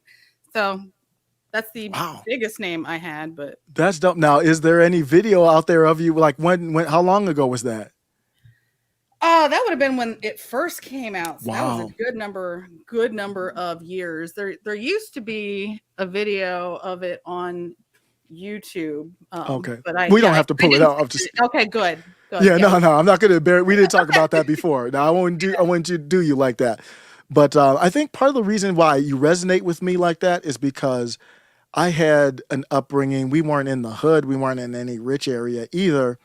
But you know, I kind of went to school with different people than where I lived, and I played in the orchestra, so that was different people than I kind of was with a bunch of different groups. Oh, me too. And What you play in the orchestra? I played violin and viola. Okay, I did string bass. Oh, wow. That's a beautiful instrument. Big, it's tough. But yeah, I played violin for many years, and then I tried to get into the Cleveland Orchestra Youth Orchestra, which played at Severance Hall. Very hard to get in. I was not good enough on violin, but the viola section, if you know, on orchestras, is technically not. Sometimes they're not as talented as the violins. Let's just say that. It's harder to find a viola player. So my teacher was like, switch over to viola, and then I got in like last chair. But I would never trade that for the world. A great experience. Did you enjoy the orchestra back in the day? I did, but I was more of a band geek. So in the band, I played the tuba or the sousaphone. People, marching band, it's the sousaphone. But that's how I was able to get into county band, because there are no tuba players. So it was like me or nobody. But I wasn't that good. Very similar to me. But yeah, that stuff, I'm thinking about how to recreate that. I've got 2 young children under the age of 7. Want to make sure they're playing team sports, orchestra. You learn how to work with people. I think one of the biggest things that really bothered me since the pandemic is the virtual life. It really boosted up virtual life more. I remember Christmas, doing Zoom calls and Christmas, and it's just, you can't do an orchestra virtually. You've got to be there. It's like, football. What do you think? Do you think that part of you playing in a band, orchestra, played a role in who you are now? Oh, absolutely. I just doing a whole bunch of different activities. I mean, basically, I tried to do every activity that they offered, so I wasn't in just one band. I was in all of the bands, not just one course, all the course, like the Key Club, the Science Club, the Math Science Challenge, like anything that was there. And I think that, having parents that supported me through all of that allowed me to continue on to what I do today, which is just like more and more like all the things. Like now I'm trying to get into a little bit of entomology. So I want to try to pin and spread some butterflies and moth and moth specimens, because it's just something I haven't done yet. I got to keep going. So I got a couple of specimens there. I didn't mount them myself, but I'll get some and I'll try it. That's dope. By where I'm at, there's this beautiful butterfly museum. Mm-hmm. And you go in and there's like a replica, greenhouse. And you go in, there's butterflies all over the place. They'll land on you. You can't touch them because you might hurt them. But I love that kind of stuff. And then in the museum, they have, the different insects and all that. So that's really cool stuff. So you got a lot going on. Yeah. weird. Let me ask you this. I put your YouTube channel in here, but let me ask, what's the best way if people are going to support you and want to check out more of your work, your originality? Where's the best place to go? Well, the best place to go is to check me out on my YouTube channel, which is called Right, Left of Center. Even though I saw you made a name change. I really need to make a name change because no one can remember right, left of center. They're like, oh, it's left of center, right, or left, right, center, or left. I thought it was easy. Apparently it's not. I don't know. I was thinking about switching over to like Liberty Bell News or something like that. I don't know. I need something that people can remember. Yeah, I had the same problem. For me, your channel was easy to remember because for whatever reason, different people connect for different reasons, but yours connected perfectly with me. Oh. Right, left of center. It's just kind of where I'm at. But you're right. I had the same. I had one of the worst channel names you could probably do, Stuck in the Middle. I still am, but I had to stay true to myself and then make it something that I can make it easy. Go to the website, middlemaga.com. I couldn't get Stuck in the Middle. You can't search YouTube for it. So that is I'm not a marketing person, so I can take tips from people like you. But yeah, I had to change it. Well, the name was really catchy. I thought it was great, but then I was worried, oh, what about TV shows and all kinds of other, that would make it hard. But I mean, that's something that was super easy to remember. Yep. Good. So let me check in real quick to see what's going on with the news here, and we can continue other topics. If you're in the chat, thanks a lot. If something's breaking, let us know. We will cover it. I'm going to see if anything's going on right now. Okay, they're still counting, so... Our White House correspondent, as Rick said, the train has left the station. Yeah, one significant note, Kira, the numbers, if they hold right now, this would be the very first time that McCarthy would be the vote leader. I mean, in every single one of these votes up until now, it has been the Democrat. Okay, so what's happening right now is McCarthy needs to get to 218. He cannot get to 218 with 7 people in other if everyone votes. So he needs to get 4 at most. If everybody's voting, he can have at most 4 people voting other or not voting at all, basically. Or let me think. Yeah, 4 others. It's all changes if you vote present or absent. But so McCarthy has gained more votes. Any thoughts on that? Do you think that it looks inevitable that McCarthy is going to win? Oh man, I don't know. I mean, if he does win, I just hope that it's because he's going to do whatever concessions that that he promised. I'm hoping that Trump has some sort of leverage over him, and that's why he was supporting him in the first place.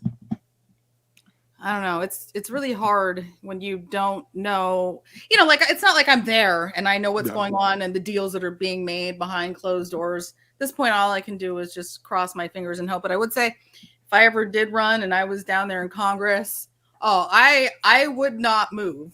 Like I would not budge. If we were, 100%, it's never McCarthy. There'd be nothing you could do to change my mind. Yep. And Matt Gaetz said he would rather be waterboarded.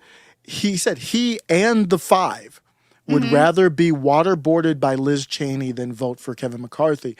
So my take is I don't know. Like you said, I'm not there, but this does not mean that Kevin McCarthy is going to just win. This is a serious battle, and I think it could go for a very long time. It just depends on, they're probably digging up dirt on people, trying to buy people out. This is very dangerous and dirty stuff that we're into. Let me go to a different topic here. I didn't give you a heads up on this one, but I just found out about this within the last month or so. Have you heard about this AI? I'm going to a whole different topic, everybody. AI, this chat GPT. Have you anybody heard about that? I don't think I have, actually. This is crazy. Let me show you. And this is something that I would have just shown you in private, but we can do it all at the same time here. It's to my understanding, it's artificial intelligence. And what it can do is basically almost anything. It's unbelievable. Let me show you something. Let's say we want to do an article. Let's say we want to write an article on, let me just do a new chat so it's not showing. Okay. I'm typing into an artificial intelligence right now. I'm going to say, give me a paragraph about. Okay. I think if this Have you is seen it? if this is about people writing articles and it's all like AI, people aren't really writing articles. I've seen that. Yep, it's the same thing, but I've just seen it that anybody can do this now. It's let me put the website in the comments here. It's crazy. It's one of the craziest things I've ever seen. And let me show you some of the stuff it can do here. Hike Martman has. So, oops, he said he has. But so let me show you here. I'm typing to a computer. Give me a paragraph about Matt Gaetz voting for Trump as Speaker of the House. Oh boy, I hope that. And look at this. Oh wow. Okay, let me do a different one. Okay. Give me a paragraph about Matt Gaetz. What about the? Okay.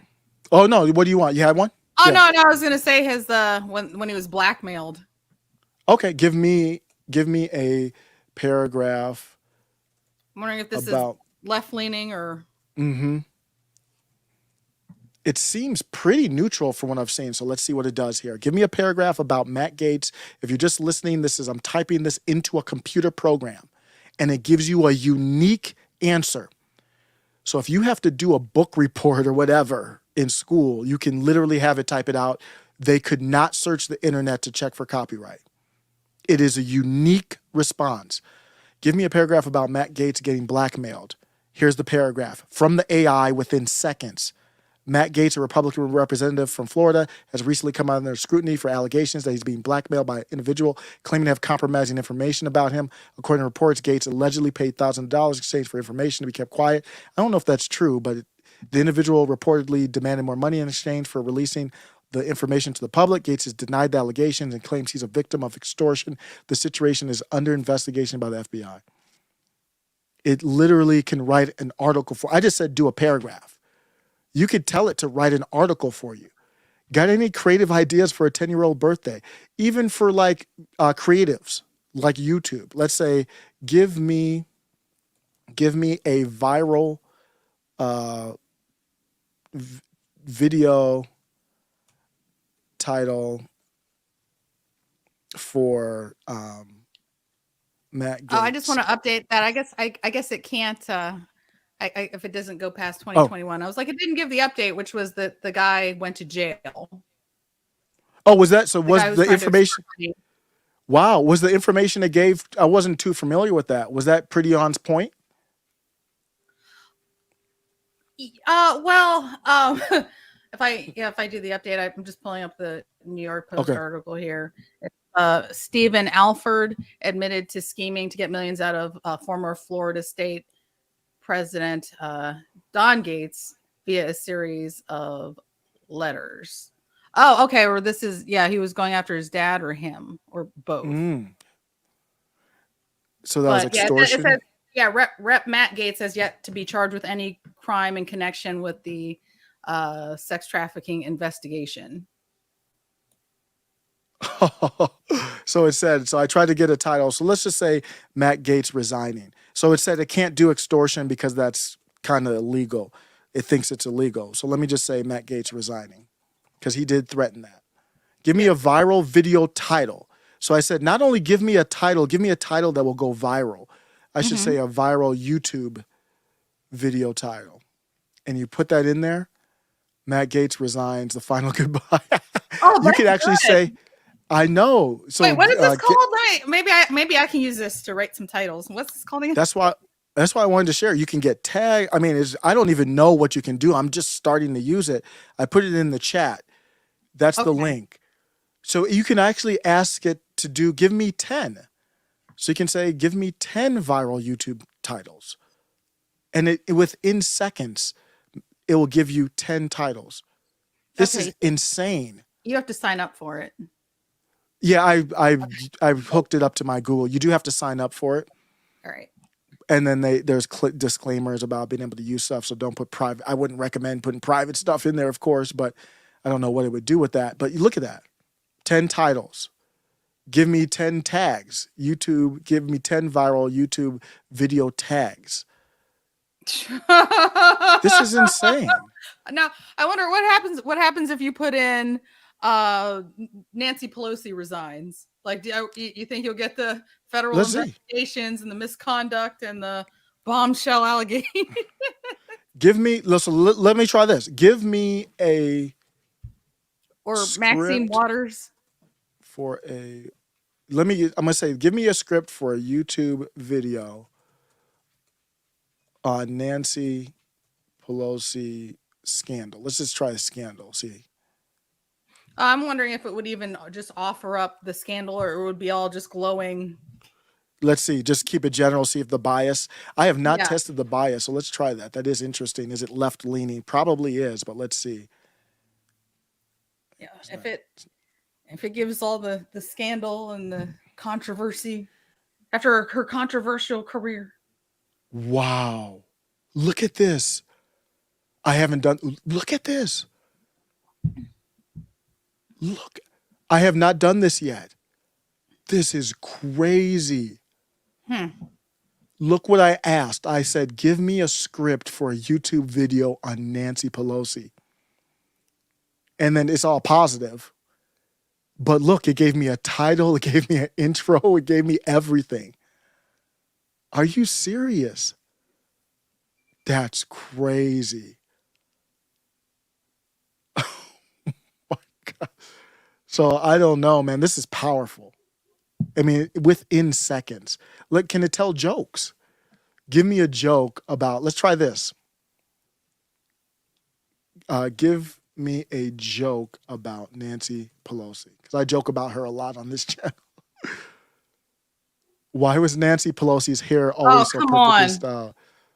Oh, that's whack. Because she uses, but it is a joke. Give me 10 jokes. I want it to give me let me see if it will give me a naughty joke. Let me say adult joke. Yeah, but it's like, oh, why is Nancy Pelosi so wonderful? Because she's perfect. Like, come on, like these were jokes. Like, this is joke. Why did Nancy Pelosi go to the optometrist? To get a pair of reading glasses to see through all the smoke and mirrors in Congress? It's giving me 10 jokes. Yeah, but these are all positive jokes. I know they're all positive. Yeah, so it's clearly. Can you do 10 Trump jokes? Let's do it. Let's see if they're more vicious. 10 adult jokes about just change Trump. This is crazy. Will they all be all sweet and kind? Mm-hmm. Let me see. Shoot, it's not letting me. Okay, let me try to change it. Okay, 10 adult jokes about Donald Trump. Oh, wow. Yes, you're right. They're all negative. All right. That's biased. Yeah, so this is Oh my gosh, you found the bias. Yeah. Look at number 3. Why did Donald Trump get fired from the Muppets? Mm-hmm. He kept trying to grab Miss Piggy by the Yeah. But you're right. Yeah. Complete. So wow. Let me wow. So when you think about this, River, our future, the algorithm is an AI. It's the same thing. Mm-hmm. Our future is going to be more and more controlled by the AI, and the AI is absolutely biased. Wow. That's crazy. I asked for adult jokes about Nancy Pelosi. It was all soft stuff. Yep. Donald Trump, we got the grab her by the, we got the Russia, we got the Mexico, we got the fake tan. There wasn't anything you could have said about Nancy Pelosi and her surgeries or, wow. No, nothing about her being drunk all the time. Nothing. No. There's a whole bunch of stuff we could do. Everything's a diss on Trump. And I did the exact same thing. Ask me 10 adult jokes. Let's do AOC. Why is she so beautiful? Why is she so fantastic? Why is she so stylish? Let's see. I bet you're right. That was a Green New Deal. That's not negative. Why was her car so clean? She's always had a socialist do the cleaning. That's kind of negative. She is always trying to redistribute the wealth. That's kind of negative. She was always holding socialist. Everything's about socialism. She's not a real socialist. Why did she sign a deal that said no shoes, no service? She wanted to implement a universal healthcare system. Why was her office so hot? She's always fighting for climate justice. I don't even know if that makes sense, but these are negative, though, is it right? I mean, they're not as glowing as Nancy Pelosi, but you're definitely not at Trump level there. No. Yep. It's there's a little bit there. So she's supposed to be the fake pushback against the she's the progressive wing. So the fake pushback against business as usual. So they're giving her, the AI has her, just not as good as Nancy Pelosi, but not bad, nothing terrible, nothing demeaning, nothing vulgar. Yep. And really nothing funny. Like nothing funny. So we're gonna have to depend on River if we want like something to make us laugh.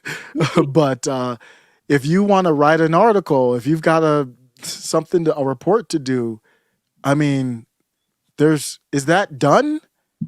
River, is that all that school's type of stuff? Isn't that done? Can I do a PhD level dissertation through Chat GPT? If we do, I'm getting my doctorate.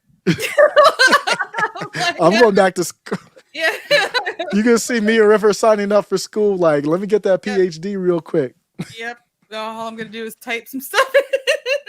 Just type it in the G. It's almost like we had the calculator for doing math, and here we are with that. Man. Yeah, I wonder if it'll give you. Can you give me a 100-page report on something? Like oh yeah. I didn't try it, but I said give me a paragraph. Like a 100-page report on Shakespeare or something. Let me just do it by word. Let me do a 5,000 word report on. You want William Shakespeare? Sure. Is that how you spell it? I am a terrible speller. So am I. I don't know if there's an E at the end. Yep. So here it is. Certainly. Here's a 5,000 word report on William Shakespeare. And it's literally typing it out. Widely regarded as one of the greatest writers. Works are divided into 3 categories. It's over, y'all. I mean, you can, and even if you don't want to use the exact thing, it gives you a base. You can tweak a couple. Like, writers are done. Like, if you go to most of the articles nowadays, there's nothing to them. It's a basic shell of an article. They put a tweet in there referencing it, and you're out. So you just have Chat GPT do it. You don't have to pay any writers or anything. So when you look at robots taking over for McDonald's, did you hear about that with the McDonald's and the robots? I don't know. Yep, I saw that. So it's not just, people might look at it and say, oh, it's just the, more mundane type of, dropping French fries and stuff like that. No, it's not. Let me show this video here that we're talking about.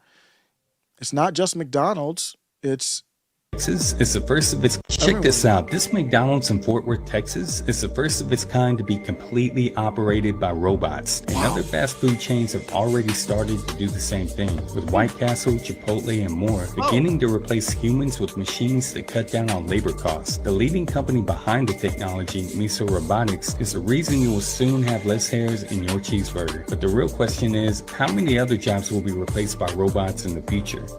Check this out. This McDonald's in Fort Worth. So you out here talking about, not you, of course, but people out here talking about, well, raise the minimum wage. McDonald's got a better idea. They're going to fire your ass. That's what they want to do. Don't have to worry about all that. Are you coming to work on time? All that kind of stuff. So don't mean to alarm anybody, but we got to be aware of what's going on. Yeah. I mean, the future's here, I guess. Okay. Hike Markman says, Osiris, they generate reports. They have deep fakes, read it, generate. Oh, wow. So they could just make the whole YouTube. Like, we're going to be out of a job, River. You know what they're going to be able to do? They're going to be able to go through your videos. scan all your videos, and then you have your own chat, and then you say, using my image, make a video about Matt Gaetz resigning. And it will be you talking, your voice, everything. Yeah. That'd be crazy. That would be. Oh man, our future is going to be kind of whack. I just hate to, it's kind of disingenuous, but it's coming. Well, it looks like the thing can't write good jokes yet. Be so lawmakers, there's that. 2 key ones. That's so you're going to be safe. I'm not going to be safe because I don't have jokes. Seriously, if you got jokes, you're going to be safe because it's not writing jokes yet. That's for sure. But it will learn. It will learn. You'll learn from laughter. You'll learn from the greatest comedians of all time, and you could program it. Let's see what's going on here. McCarthy flips 14 votes. Let's just check in. Who did not show up. All right, Rick Klein, help guide us through here. What should we be looking? Well, we're looking at live pictures of Matt Gaetz there. He's probably wondering what the heck happened to Paul Gosar, or did he see it coming? What do you think, Rick? Ooh. Oh, I think they're surprised by how much their ranks are diminished right now. And look, we're pinning the final. Still has 7, but it sounds like reportedly Paul Gosar flipped. So I'm not going to look negative on him for flipping or anything. I don't know what's happening yet, but we're seeing that's why they just keep on doing the votes. It's like, we'll just keep doing it. It's a game of chicken. You ever watch Survivor? And on Survivor, they'll do these things where it's like, okay, go up on this pole and balance on one leg. All of y'all, all 10 of y'all. The last one surviving wins. And that's what Kevin McCarthy's doing. I saw your eyes. But something crazy, like hold up these boxes on your arms. When they fall, you're out. And the last person wins. That's basically, it's fatigue. Crazy. A little bit higher than a little more comfort level around that number than there has been before, because 7 is pretty darn close to 4, and it only 3 votes that have to move from that direction over, or some kind of a negotiation that would allow some of those votes for someone other than Kevin McCarthy to sit as president. That doesn't help McCarthy 1 for 1 because of the way the math works. Every 2 votes that are present decreases the magic number by only 1, but they do help along the margins. As you can see, this is also the first vote that numerically Kevin McCarthy has more votes than the Democratic leader. So let me look at this. I have a spreadsheet with this. I know this is very exciting stuff here. But I think it's 213, and then what was it? 213. Days to becoming Speaker of the House. 211. Whoops. 211, and then it was 7 for others. So we have more people not voting. We started out with 434. Now there's 3 people who are voting present. No, nobody voted present, right? I don't think they had any present. Yeah, This they have no doesn't just present. all go away. So what's happening is 3 people are not there. 3 people just did not vote. There's 400 normally in Congress. There's 400 in the House. There's 435 people. Unfortunately, a Democrat passed away after the election. So there's only 434 right now until they do a special election or whatever for that. So there should be 434 votes. There's only 431. So I don't know what happened, but 3 people did not vote because there's no present. They were absent. So now I have the math here. Kevin McCarthy only needs 216 now based on that. So if he flips, if you go from the 5, let me see. I don't think that would get him. Let's see. Nope. So it still wouldn't change it. He would still need 216. Oh, I'm loving this. So it has gone. If there's only 431 people voting, he will only need 216. So he's just needs to flip. He still needs to flip 3 people, or have more people not vote. But I'm not going to bore anybody with that anymore. But that's where we're at. So it doesn't look. So the chances of Jeffries is to allow a majority. The chances of Jeffries becoming Speaker on the Democrat side is close to 0 now, as from where this last vote went. So great. Now, River, do you think what I'm always thinking about here is, what do common people think? Like if you're at work right now, if you're playing with your kids, you're thinking about what you're going to do in the weekend. I think I think 90% of people couldn't care less, and it's just maybe 1 to 5% of people who actually care. Which I'm not knocking anything. You living your life is more important than this stuff. But what do you think about that? Reaching those people out there. I think most people don't care until you get to the point where you're coming up against they're threatening a government shutdown. Then all of a sudden, yeah, that's when, that's really the only time that just regular normies are really keyed in. And at that point, it's only the ones who work for the government, or you have like a friend or family member that works for the government. Yep. Yeah. Otherwise, they can just go watch Netflix and chill, I guess. Absolutely. And they brought back, I'm going to go to actually middlemaga.com. So I did start a website since our last time, River. I'm still learning how to use it, and I haven't even looked at any analytics, but I'm going to go to the blog section, and this here, I have the discussion, mask mandates return at several schools. So what made me think about this is you said this is in New Jersey, so not everywhere, but you said, hey, when do common people think about it? When it really affects them. You got shutdowns or whatever else. You got a mask mandate coming back. I'm not going to say anything good and bad. Look at this. Look at this, River. Oh. Yeah. So look at that. So, Wow. But the point is, this article, I really got the article and then just put some stuff around it. This is in several school districts across New Jersey. They're back from winter break, and they must wear these muzzles indoors in certain districts. They're going to remain in one of these places until further notice. I like how authoritarian that sounds. You're going to do what I tell you to do until further notice. That's very powerful. They're using the judgment of this term called the triple-demic. So they're not even talking about the pandemic stuff. They're talking about the pandemic and then other stuff. Oh my God. And they're like, keep this muzzle on until we tell you. How about that? Let me play this quick video here. This is a video talking about, it actually got to me emotionally a little bit. I'm not going to lie. Look at this. A mother, I think this is related to muzzles, especially with younger children, but look at this. Experiment what the mother did was she sits down and she's playing with her baby who's about a year of age. I need like a girl. So I do this on podcasts. If you're just listening, there's a mother playing with the little baby. The baby's happy, smiling. The mother's happy, smiling. Oh. And she gives a greeting to the baby gives a greeting back to her. Yeah. This baby starts pointing at different places in the world, and the mother's trying to engage her and play with her. They're working to coordinate their emotions and their intentions, what they want to do in the world. And that's really what the baby is used to. And then we ask the mother to not respond to the baby. The baby very quickly picks up on this. And then she uses all of her abilities to try and get the mother back. She smiles at the mother. She points because she's used to the mother looking where she points. Wow. The baby puts both hands up in front of her and says, "What's happening here?" She makes that screechy sound at the mother, like, come on, why aren't we doing this?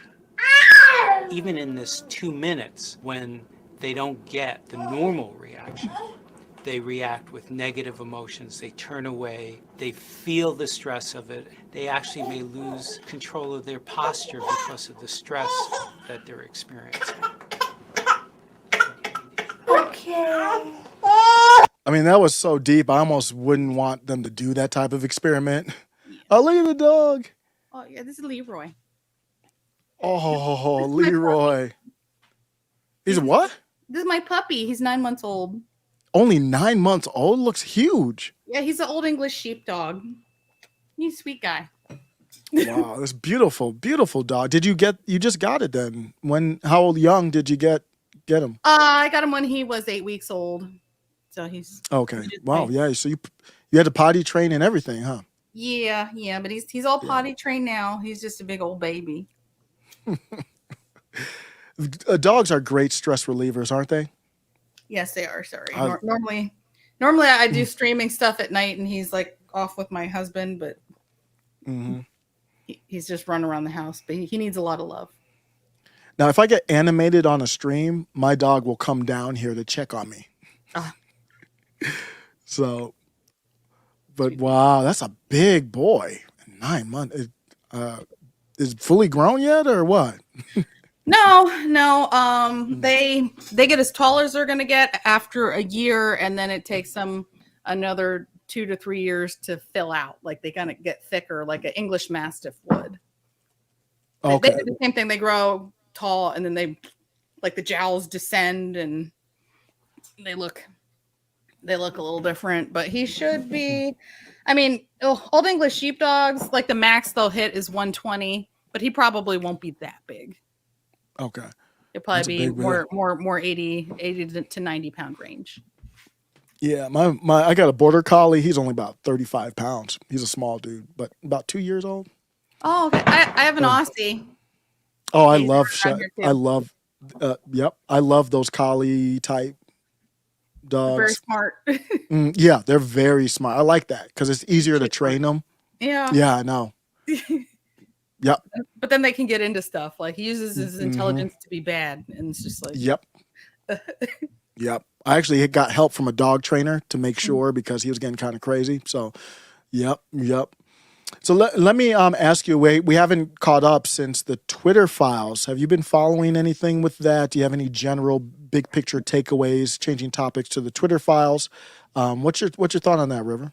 Well, I think that we all knew what was going on, but even I was shocked as to the extent that the government was involved in it. You know, and of course we know they're doing this with YouTube, they're doing this with Facebook. You know, we haven't seen all the proof, but I've seen proof enough. Yeah, we know for sure. I mean, I've seen proof too. I had a video on Trump when he did the NFTs, and I did it on YouTube and Rumble. I have 200 people on Rumble, and that video got way more views than YouTube. Same thumbnail, same tag. So it's not actual proof, but we know what's going on. That's why I think it is the number one. We're talking about normies. The number one concern, we're talking about the border and inflation, all these things.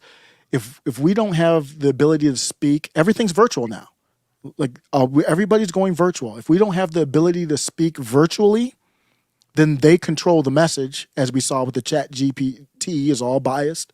They control the message, and how do you reach a normie? It becomes harder and harder and harder, and you can't get momentum, like what's happening with Matt Gaetz. If they control the information, they can paint Matt Gaetz as a racist, lunatic, not that they're saying that, but they can paint him as whatever they want to. Actually, there was a clip. There actually was a clip where they tried to insinuate that he was racist, believe it or not. But yeah, if we don't have free speech, then how do you reach anybody? I'm gonna look for that real quick. I don't know if I saved that. It was a heck of a comment to say, and I really shouldn't be surprised by any of this stuff anymore. But I'm just seeing if I retweeted it or whatever. I don't think I did, but they actually tried to say what Matt Gaetz and those who didn't want to vote for McCarthy were doing was basically racist. Wow. Yep. Wait, what? wait, it's racist to vote for the black man instead of the white man? So they didn't bring up Byron Donalds, but just in general, I gotta find it. While I'm looking for that, let me ask you this, River. While I'm looking for that, my brain's gonna break. But you were asking me. Well, we were talking about Byron Donalds, and they were accusing him as being a token or whatever they want to call him. Have you had people call you something like that? Let me think. Not to my. Well, yes, I suppose. Yeah, that's. Yes, in my regular everyday life amongst friends, yes. Oh, you have had people refer to you as, however, what would they what kind of thing do you remember them kind of trying to label you as? Just somebody who's not down for the community, somebody who is they never know, like, where I'm going to be, on issues, if I'm on the white supremacy side, whatever. But I always I always have a comeback for that, but I don't always necessarily want to drop it on certain people. But no, what's your comeback or thought on that? I just tell them, well, you're the one who's sitting up, or laying up with the same party that's on the same side as slavery, that's on the same side as Jim Crow, that's on the same side as the KKK, that's on the same, what I'm saying, that's on the same side of lynching, the same, the same side as destroying the Black family, the same side as pulling the Black fathers out of the homes, the same side as, putting Black people in jail at greater rates due to the whole, we get into Joe Biden and what is it, like the 1,000 to 1, no, the 100 to 1 cracked cocaine deal. I mean, I just go on and you unload on that. I do. I unload on them. I'm like, but I'm the sellout. Mm-hmm. Really? Like, really? Like, 'cause that's you. And then some people will be like, oh, wait, the KKK? You mean that's not the Republicans? Like, no. Like, that's not the Republicans. You mean still? That's not the No, that's not the Republicans. Yep. It's for me, it is very interesting how passionate, and I've made this mistake before, but how passionate somebody can be about something they're ignorant about. And I want to be very careful for myself of not being overly passionate. Let me give you an example of one where I'll show you how I don't want to get in a position where I give a passionate answer. I want to kind of slow down. This was on Ron DeSantis said that he wants to ban China from buying land. Let me show it to you. New sources told me Governor DeSantis administration is looking to, let me show it here, is looking to ban China from purchasing not only farmland, but any property in Florida. Totally get it. I don't know if I'm for it or against it, but I totally get the point. And then here's the article here. But what I was going to say was, hey, here's my, I don't know if I agree with it. And let me see if I can find my quote tweet. I don't know if I agree with it. So basically what I was saying was, I want to know what's the real problem. It reminds me of TikTok. So River, you probably heard people say they want to ban TikTok. And I'm like, okay, I get it. I understand why, because it's artificial intelligence that's being used as a weapon against Americans owned by Chinese. Yes. But the problem for me is forget about China. It's an artificial intelligence weapon used against American citizens. What else is an artificial intelligence weapon used against American citizens? Google, YouTube. I can't even do a Google search anymore. That's all whack and messed up. Google, right. YouTube, Instagram, Meta, they're all. So banning TikTok, what does that solve? It will solve a little bit of the China part. But for me, the problem isn't China. The bigger problem is these things are being used as a weapon. So the people who want to ban TikTok, what they're saying to me is, I'm fine with it being used as a weapon as long as it's not China using it. So that's where I go with the land. Is there a bigger problem that needs to be addressed? But I'm just giving you the verbal vomit version of it. You have any thoughts on that? Yes. And as far as the TikTok stuff, yeah, I am for banning TikTok. I don't want the Chinese, I'm not into Chinese spyware. Yeah, I don't want anybody, having all my information. I was completely against the whole Patriot Act thing. And when I'm president, man, we're getting rid of that. That's all going out the door. But yeah, I mean, there will still be other things, but yeah, let's get rid of TikTok and then let's deal with the stuff that we have to deal with domestically. But let's get rid of all of it. But then when we get to the farmland situation, I am 1,000% for not having China owning U.S. property. It doesn't make any sense at all to me, especially because when you look at where they're buying it, they're doing a lot of stuff where they're buying property around military bases. And then, they're setting up all their spy equipment right next to military bases. And they've been having drills, sometimes on the Canadian border where their troops are up, where they have troops up there. And they have such a huge network of spies, just throughout the country. I don't want them amassing their spies right next to military bases. Hey, everyone, come down here to this military base. I don't want them owning our freeways and charging us tolls on roads that have already been bought and paid for, or that were already previously bought and paid for. No foreign, not just China. I don't want anyone other than American citizens owning American land. I don't even care if you're a permanent resident. If you're not a citizen, you shouldn't have a drop, or not a drop, but a square inch of land. It makes perfect sense. I like what you said. Okay, we can handle the China part and then deal with the other part afterwards. You don't have to wait. So that makes a lot of sense. And just common sense. America cannot buy land in China the same way that they're doing here.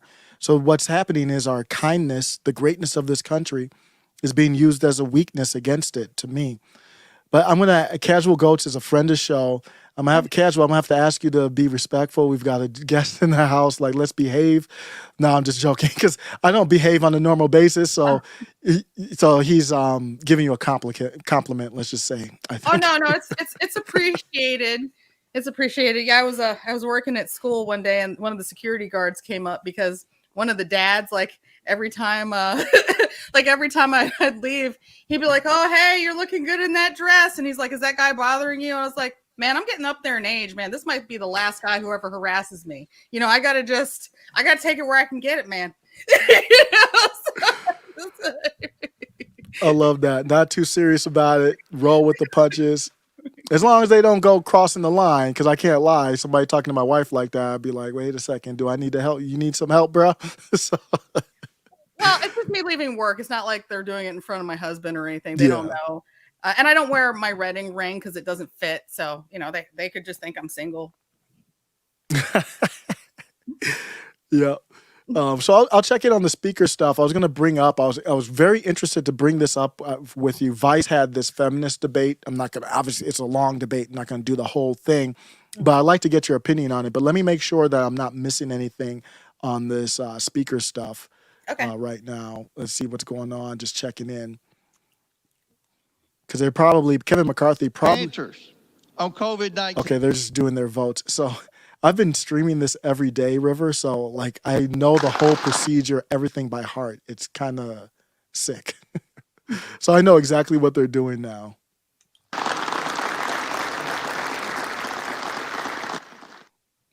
So what they do is they bring up some clown to endorse McCarthy. Then the Democrats bring up a clown to endorse Hakeem Jeffries. And then you have the MAGA faction that says, we're not down for any of this. So it's funny. And they do this every single time. This is the 13th time they've done this. But let's listen to a little bit of it. China. The American people have a lot of questions for Dr. Fauci, Christopher Wray, Merrick Garland, Secretary Mayorkas. We can't have those questions. We can't ask those questions until we get organized and elect our speaker. The role of the Oversight Committee under Speaker Pelosi was a full-time committee to harass the previous president, a committee to advocate for wage social issues, which the Oversight Committee had absolutely no jurisdiction. So they're just going to go through this. I am interested in hearing the MAGA. So it's been Matt Gaetz, Lauren Boebert, Chip Roy, those type of people. Scott Perry hasn't spoken. I'm surprised. Or I haven't seen him. He probably has. I haven't seen all 13 of these. But let me go over to the feminism one. Before we play any of this feminism debate by Vice, which I really like, it's a discussion. What's the first thing that comes to your mind, River, when you think of feminism, feminist type of philosophy? The first thing that I think of, if we're talking about America, is that it's useless, it's pointless, and if you really want to be a feminist and help women out, move to a Middle Eastern country. Wow. So for as far as the topic of feminism, I kind of stay out of it because obviously I'm not a woman. I don't want to dabble in too much into where I'm not, but I follow it or everything else. So let me play a little clip. Well, maybe she did, but maybe they're talking about different things there. But I know it could have been edited. Because she's in a wheelchair, so I don't know if she's. Oh, was she in a wheelchair? I didn't know. Yeah, she's in a wheelchair. She doesn't have legs. Oh, so she's like, what's stopping you from doing what you want? Like, I don't know, maybe because I don't have legs. Like, that's a terrible way to put that. I didn't know that. I didn't know. So I wasn't laughing because of that. I thought she was just sitting down. So yeah, that is awkward. No, she's a wheelchair. I don't think she has legs. That's crazy. So that wouldn't have been the route that I would have taken. No, that's why I laugh, because that's kind of no, inappropriate comment if you realize that she can't. But at the same time, I'm not saying that she's wrong to say that. Right. Maybe she's not talking about things physically. Maybe. Yeah. I could see that's one of those things that could be interpreted. I think she's interpreting it, like in a way that Pearl didn't mean for it to be interpreted. Mm-hmm. But you can see how easily that could be misinterpreted. Yeah. So I did that. Yeah. So that's very, very interesting. So let me just go and place. Now, I think on that comment there, I think it's disingenuous not to acknowledge that it could turn into that.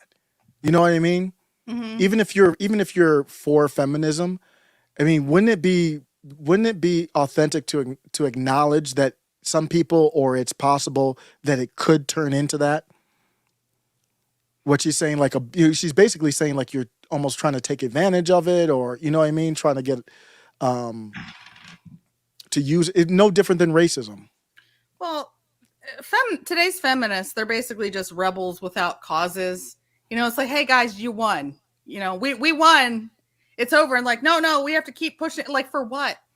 There's nothing that you can't do anymore.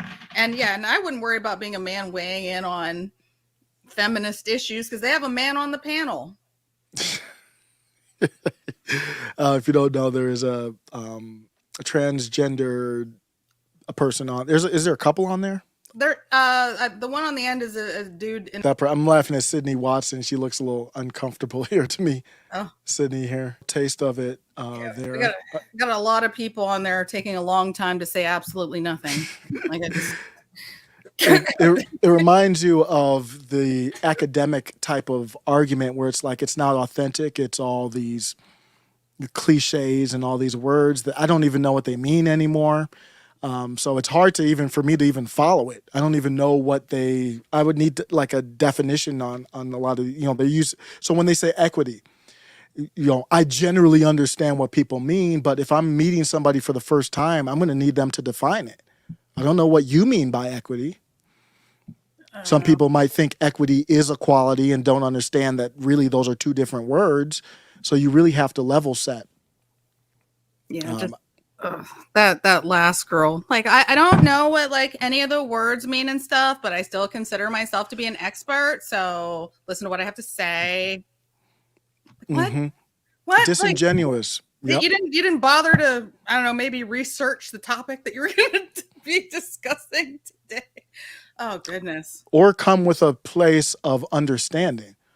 Like, I don't understand this. Help me understand. This is what I think of it. I mean, this probably doesn't make for, as they might have done that and edited it out, because it doesn't make for exciting stuff. But that's when you have a real conversation, that's what you've got to do.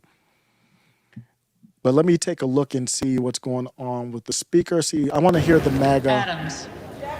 Oh, we missed it. Okay, but it's fine. I can go back up. They went through really quick this time, so we'll see what happens.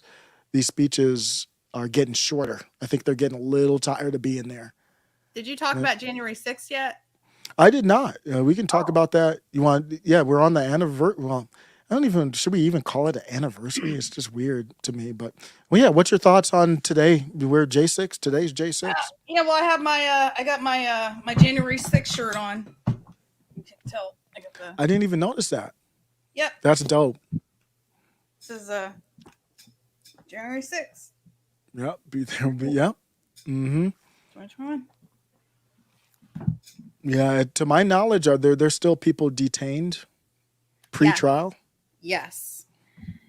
Yes. And I was thinking about perhaps live streaming myself and going through some of those really horrific stories. And my opinion has been shifting because at first I thought that anybody, and for those of you who don't know, I was there. That's where I got my shirt from. No, I didn't go into the building. I wasn't even close. I didn't even realize that anything had happened. I was like back by the hot dog vendor. Like they about getting a hot dog. You're about to get a hot dog. When I found out that something was going on, like closer to where the action was, but at first I thought that the people who entered the building, I thought they should get a slap on the wrist. But now, since we've seen the Ray-ups, and then even more than that, more has come out in certain people's trials. I think it was during the trial of the leader of the Oath Keepers. I can't remember his name, but for his trial, it came out that there were even more undercover agents and plants and stuff like that. And I did a video on this topic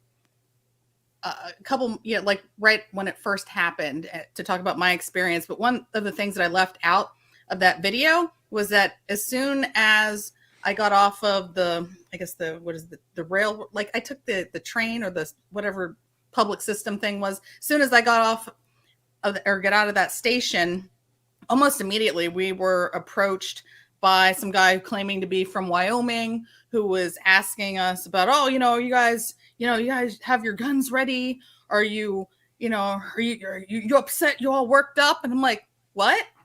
No. Like, what is this? Like, we just showed up to protest. The whole point of that was to be peaceful and put pressure on Pence to go with the alternate slate of electors. That's all that we were there for. So initially I did think though that, you should get a slap on the wrist. But now that I understand that the agents were all through there, even as early as the night before, trying to incite people, they tried to incite me. That's entrapment. Everybody, first of all, no one should be in jail at this point. Entrapment is illegal and everyone needs a full pardon. Yeah, I would agree completely.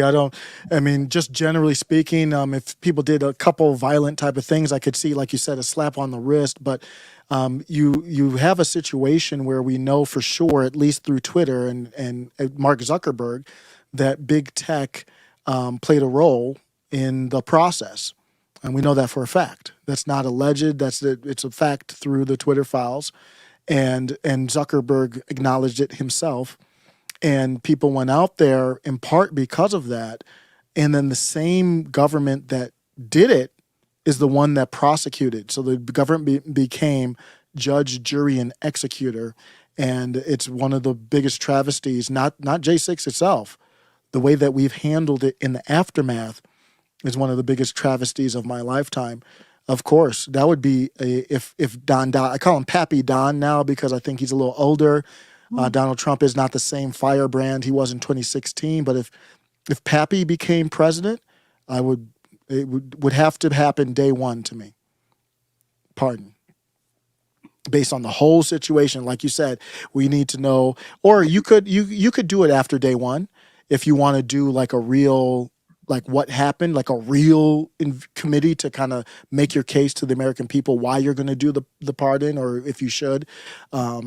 There are different branches of government, but that would be good to say, hey, look at everything that happened. This is how we're going to show it. And then do a pardon where on pretty much everyone where it makes sense.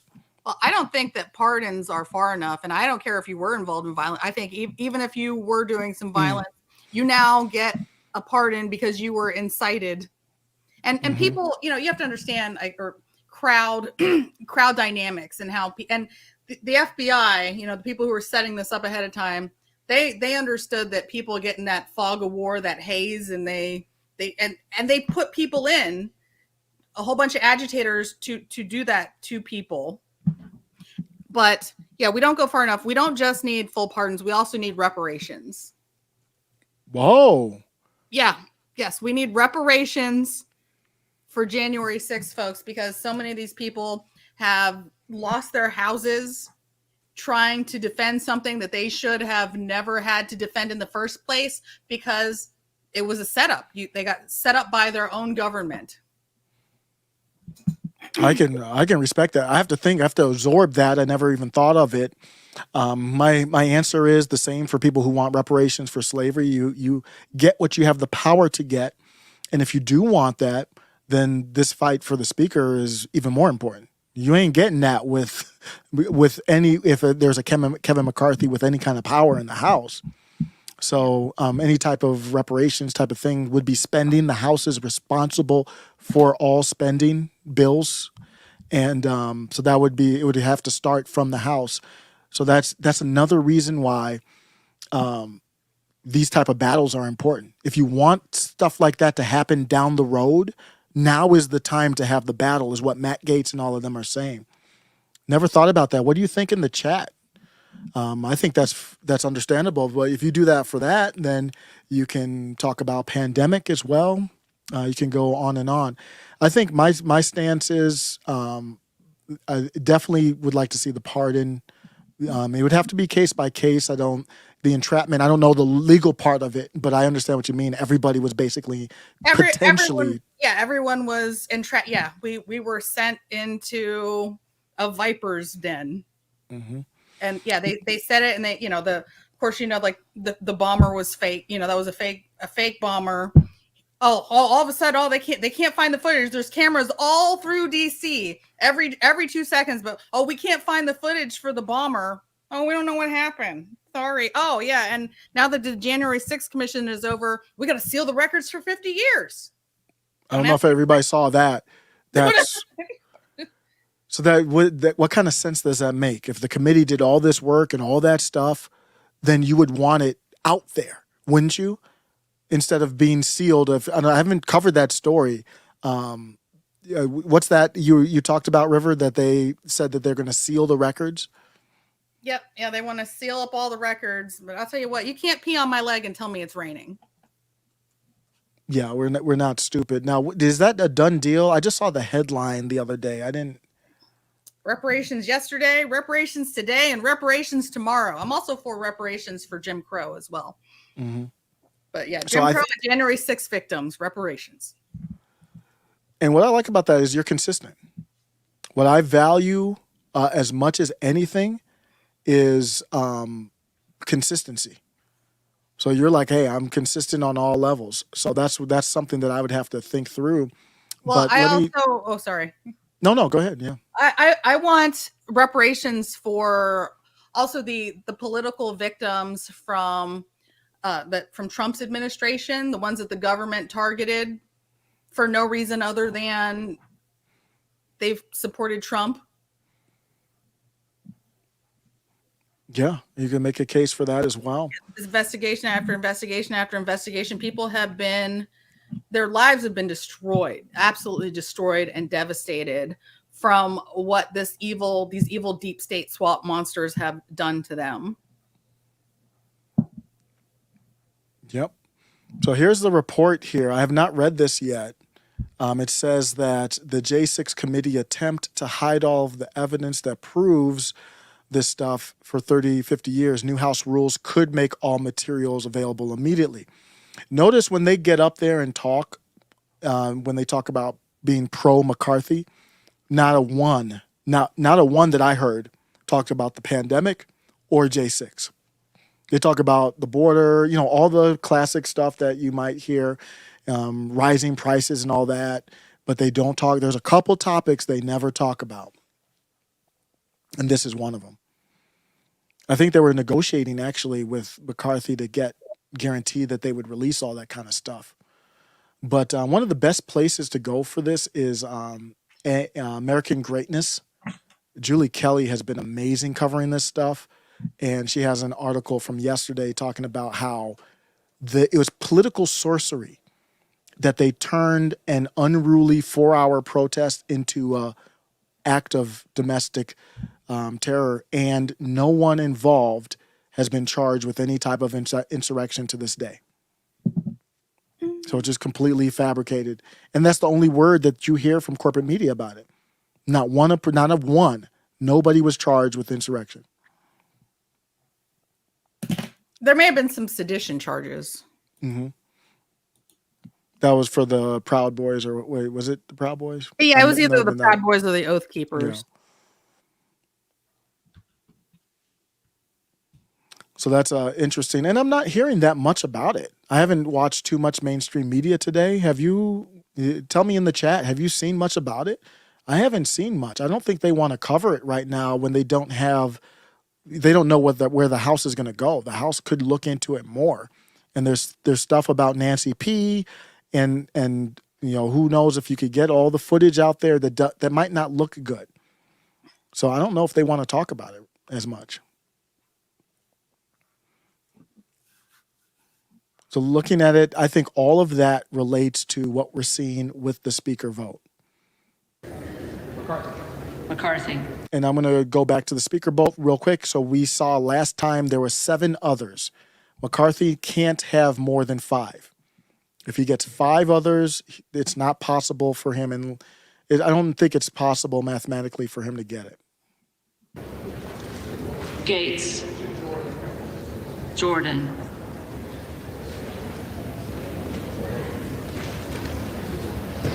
Gallagher.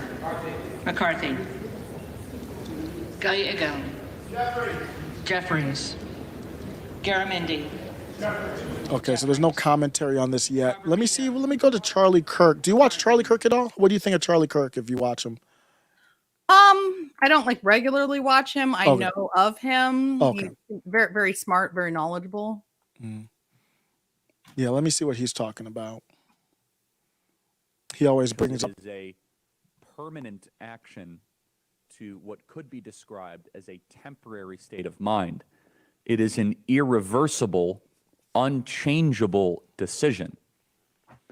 And I shared some of my thoughts on that last week, but I do want to communicate 2 things because we do have a fair amount of people listening,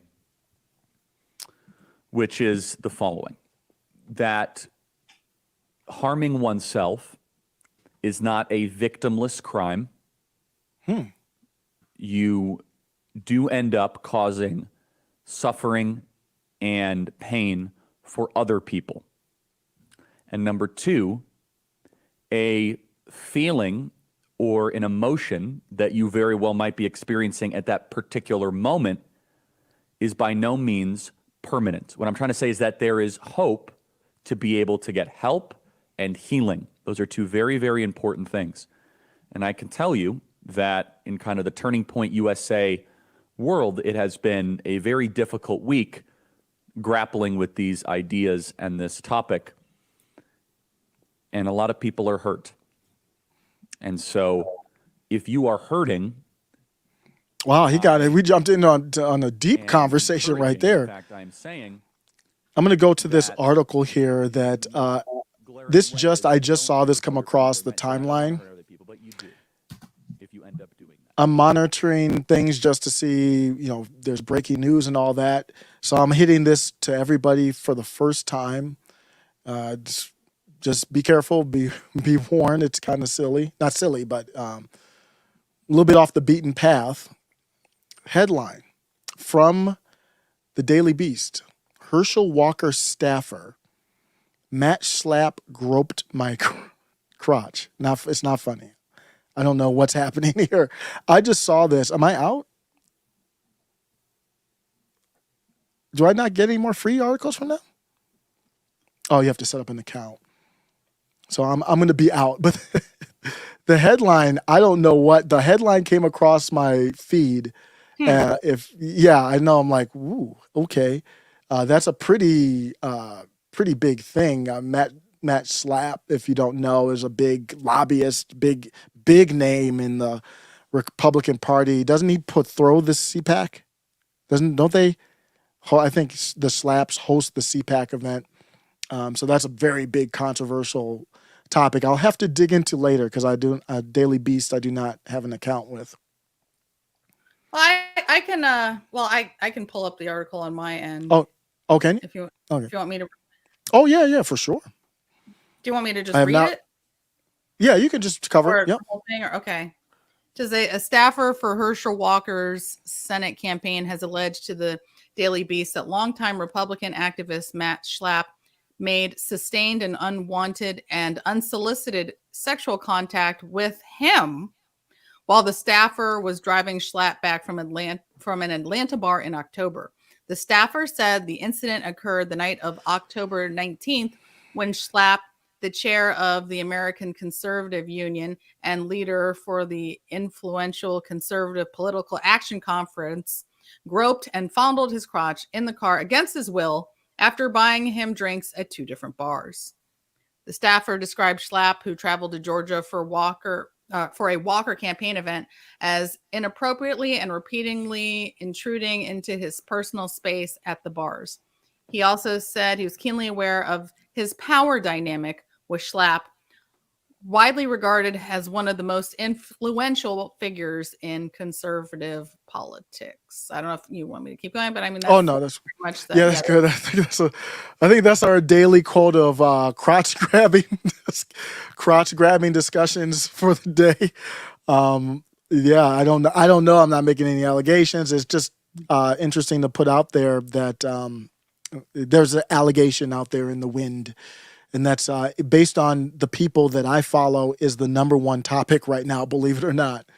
So I have no comment beyond that, but very interesting to hear.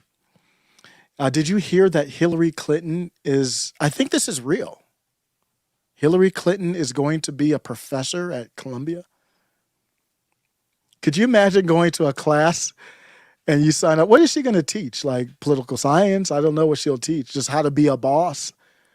But could you imagine going into a class and you're like, oh no, who's the professor? Oh, God. And you're like, is that Hillary Clinton? Oh, no. I think I'd have to go to a different school. I tell you this, I'd show up to class every day. I'd be like, yes, ma'am, no, ma'am. There would be no mention on her on YouTube. This is a woman that does not play. Former Secretary of State, this is via town hall, so they're going against her, 2-time failed presidential candidate, Hillary Clinton, will join Columbia University as a international and public affairs as a professor. Welcome to our community. The former Secretary of State and First Lady will be a faculty member. And my first takeaway from this is that when we talked about the democratic process of the party, they infiltrate and control everything. The universities on lockdown, entertainment on lockdown. You would never see a pro-Trump anything on any corporate media, entertainment, movie, or outlet. Never. That'd be the end of it, whatever studio that released that. They control education. They control big tech. Isn't it? It's just amazing to see how good they are at control.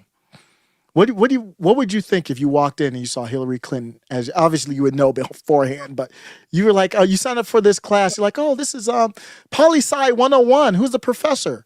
Hillary C. That's not the Hillary C. That's not Hillary Clinton, is it? You're gonna get me in trouble. I just can't even say anything. I can't even say anything, man.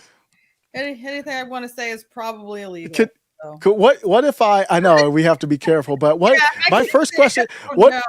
What if what if you're an intro Poli-Sci 101, and Hillary's like, hey, I'm Hillary C. You know me. She's a boss. She don't even have to introduce herself. You know me. Let me get to know all y'all. What kind of questions do you have for me? How do you feel? And you raise your hand. And you're like, did Jeff unlive himself, or was that something else? Could you imagine being in the class and somebody having the gall? Who knows? College is where you're supposed to have rebels. And you'd be like, hey, you know what happened with Jeffrey and that island? How about your husband? Was he a part of any of that? Could you imagine being in a class with that? That'd be probably the end of your career before it starts. Scary proposition. What about if I went into that class I have all this stuff on record on YouTube right now. And somebody comes in and says, hey, Miss, the brown noser. You're talking about politics. Politics is just like the brown nosing Olympics. Hillary C., this dude right here was calling you out on a video on YouTube. Like, that's how crazy things would be. The boss lady herself. Yeah, I see. My problem, my mouth would get me on that kill list real fast. Like I could be in there. From the Epstein, I bring up Danny Williams. Like, so why wouldn't you let him have anything to do with his black son? Yeah, Bill Clinton has a black kid. That would be crazy. Yeah, you keep any hot sauce in your bag for him? Oh. Is that what you do?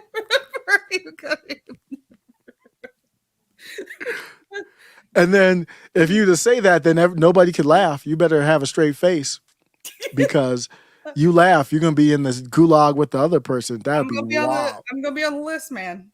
Casual Goat. I'm not suicidal. Casual Goats is like, here's the class.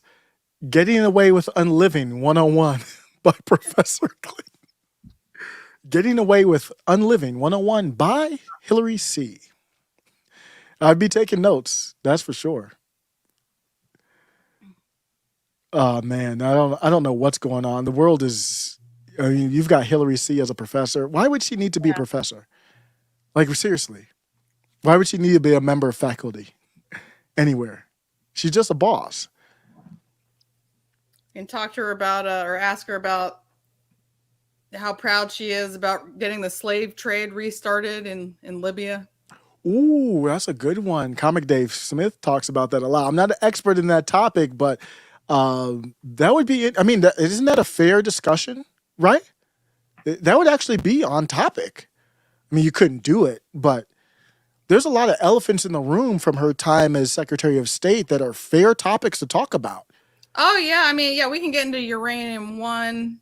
Oh, there's so much we can talk about, where all the Clinton Foundation money really went. The abuses of the Clinton Foundation, just the abuses of her husband. Woo. What it's like to turn a blind eye to child diddling. Yeah, all kinds of things are, I'm gonna be on the list. Yeah, and I mean, isn't that really a possibility of it happening?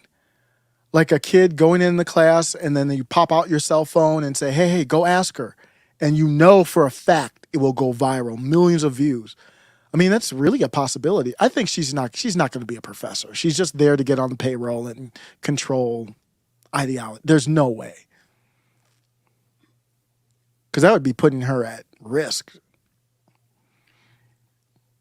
Let's take a look. I want to see what's going on. Let's see if Charlie was on a deep topic last time we checked in. So I checked out, but let's go back in and see. I'm hot for teacher. What? Hike Martman, that would not be good either. No. I did have fun though. Did you know that Pete Davidson has a tattoo of Hillary Clinton? I just found that out. Ye talked about it. I think I did. Unfortunately, somehow I wound up in that section of the internet. That's the section of the. Yeah, looking at that Kim and the Kim, Kanye, and Pete Davidson nonsense. Yep. And by the way, I haven't seen Ye in a minute. I hope where's Ye at? I don't know, but I think Pete Davidson has another one that says, my girl is a lawyer. I'm like, she's not a lawyer. Here's the tattoo. This is real. He has, and he kind of dolled her up for the picture too. Ooh. Like, that's not normal. Why would you have a dolled up Hillary Clinton tattoo on your arm? That's dolled up. That looks like an undead version of Hillary Clinton. Ugh. Which is, I guess, really kind of the regular version of Hillary Clinton. Yeah, she always looks like that now. I don't know why it's just maybe her demeanor. But this happened back in 2017, I think. on Instagram, Pete Davidson said, wanted to get Hillary Clinton a Christmas gift, so I got a tattoo of my hero. Thanks for being such a badass and one of the strongest people in the universe. Heart. Hillary responded, thanks, Pete. This makes it significantly less awkward that I've had a Pete Davidson tattoo for years. But seriously, I'm honored. Merry Christmas, my friend. What? Yo, I'm not making any allegations, but that's not a normal conversation. No, I think he needs to go back and have that thing touched up so that they can add her holding a glass of giant balls of phlegm. Is that where she regurgitates that giant ball of whatever it is, a lizard egg, whatever that is that she packed up? It was it was gross. Yep. Looking at the vote back at the speaker, so we know McCarthy's not going to get it on number 13 because we have 5 in the others. To my knowledge, you cannot change your vote, but I'm not 100% sure on that. So there's 5. At least 5 means he cannot get it. Came face to face with a man in black clothing and a mask that covered his mouth and nose. Dylan immediately locked herself in a room. Why didn't she call the police instead of waiting until 7 hours? Let me go back to the ABC. Charlie Kirk, I don't know what topic he's on. He's not really covering the speaker stuff. Let me go back and see here. I'm going back to the ABC coverage. By suicide in the days after January 6th. Harry Dunn has openly talked about his struggle with PTSD and the emotional scars from that day, putting words to what so many officers have faced since. There you see him in the most recent interview with Pierre Thomas in the last 24 hours. We've had a number of conversations with these officers, but Harry Dunn in these last 24 hours putting to words what so many officers have faced in these 2 years since, dealing with the mental anguish, the pressure, knowing that some Americans still to this day do not support the work of these officers as they tried to protect the Capitol from the mob of Trump supporters that day. So it looks like they're going down the Ashley Babbitt line. So they are talking about it. So we are hearing them talk about J6 a little bit here. My thought on it is I do like consistency. So if you're concerned about what happened with George Floyd just generally, then I would think you would also be concerned about what happened to Ashley Babbitt. Not that you support George Floyd and any activities he was involved with, and just like you don't necessarily need to support Ashley Babbitt. But again, we have inconsistencies. Day. President Biden also honoring Georgia election workers, Shane Moss and her mother, Ruby Freeman. You'll remember during congressional testimony during the January 6th committee hearings, she's known as Lady Ruby in her community. She says she essentially lost her name and reputation because of the big lie. Both women loved their jobs, felt it was important. Yeah, did you? That's not what happened at all, actually. Yeah, I wanted to do a video on that, and They're getting video on Rumble. Oh yeah. Just got to be careful. That would definitely be a Rumble one. Mm-hmm. Yeah, but yeah, they're actually getting a medal. I think it's a Medal of Honor or something like that. Yeah. Important to work until they were targeted with racist death threats. Former President Trump and his allies made false claims of a stolen election, targeting them by name. Many people then came after those election workers personally. In fact, they say 2 years later, the attacks continue to this day. Also at today's event at the White House, former Arizona House Speaker Rusty Bowers, a Republican who stood up for the Constitution, the White House calling them all heroes for their courage and May selflessness. the only peace at a they time when find American be behind bars. Mm-hmm. I'm sweating, man. I'm starting to sweat a little bit up here. I'm just, whew. I crunched my can as soon as I heard. I heard that. I didn't know what I was watching the video. So no, tell us about it, because let me say this before I ask you to get your emotions out here. That she's trying to hold it back, but no. In all seriousness, I have a lot of respect for anybody who stood up and went out there to peacefully make their voices heard. That is the American way. That's the American spirit. You talked about in one of my favorite videos. I talked with you about this before when you talked about the company mandating that thing. And you're like, I've got running through my veins the spirit of 1776 and civil rights and slavery as well. And let me know what's getting you kind of hot there. Giving someone like that a medal, somebody who already started to spill the beans, but then was rushed off and protected. You know, just seeing, and I get angry about all of the people. It's one thing if you just say, I'm not going to cover this, or if you cover something and you say, you know, you say it sarcastically, oh, freest and fairest election ever. That's fine. But it's the people, especially the people who are right-leaning, who are just toting the party line, people who I thought that I could trust, because, you know, I'm not watching Fox, you know, I'm not watching the legacy, like the fake news. I don't watch them. I like the smaller creators, and even now some of our smaller creators are now big time creators, but the ones who are like, everything was, you know, when they're serious, when they actually mean it, and then they lie. And I've seen some of them flat out lie about what happened with the State Farm Arena video, which is what the Ruby and all that stuff is about. Like what they did there. When you all out lie, then you have now, you're no different. You're no different from the legacy media. Congratulations. You are now controlled opposition. You have allowed fear to compromise your integrity. I understand, you have a multi-million-dollar business. That's great. But you have nothing without integrity. That's all people want. All they want is authenticity. They want people who are real. Like, I'm not afraid to say the truth. I'm trying not to say the truth here, but I'll say it on Rumble. The truth is on Rumble. But no, we don't need any more people that pretend, oh, like I'm so fair and I'm so, no. Lying. Yeah, it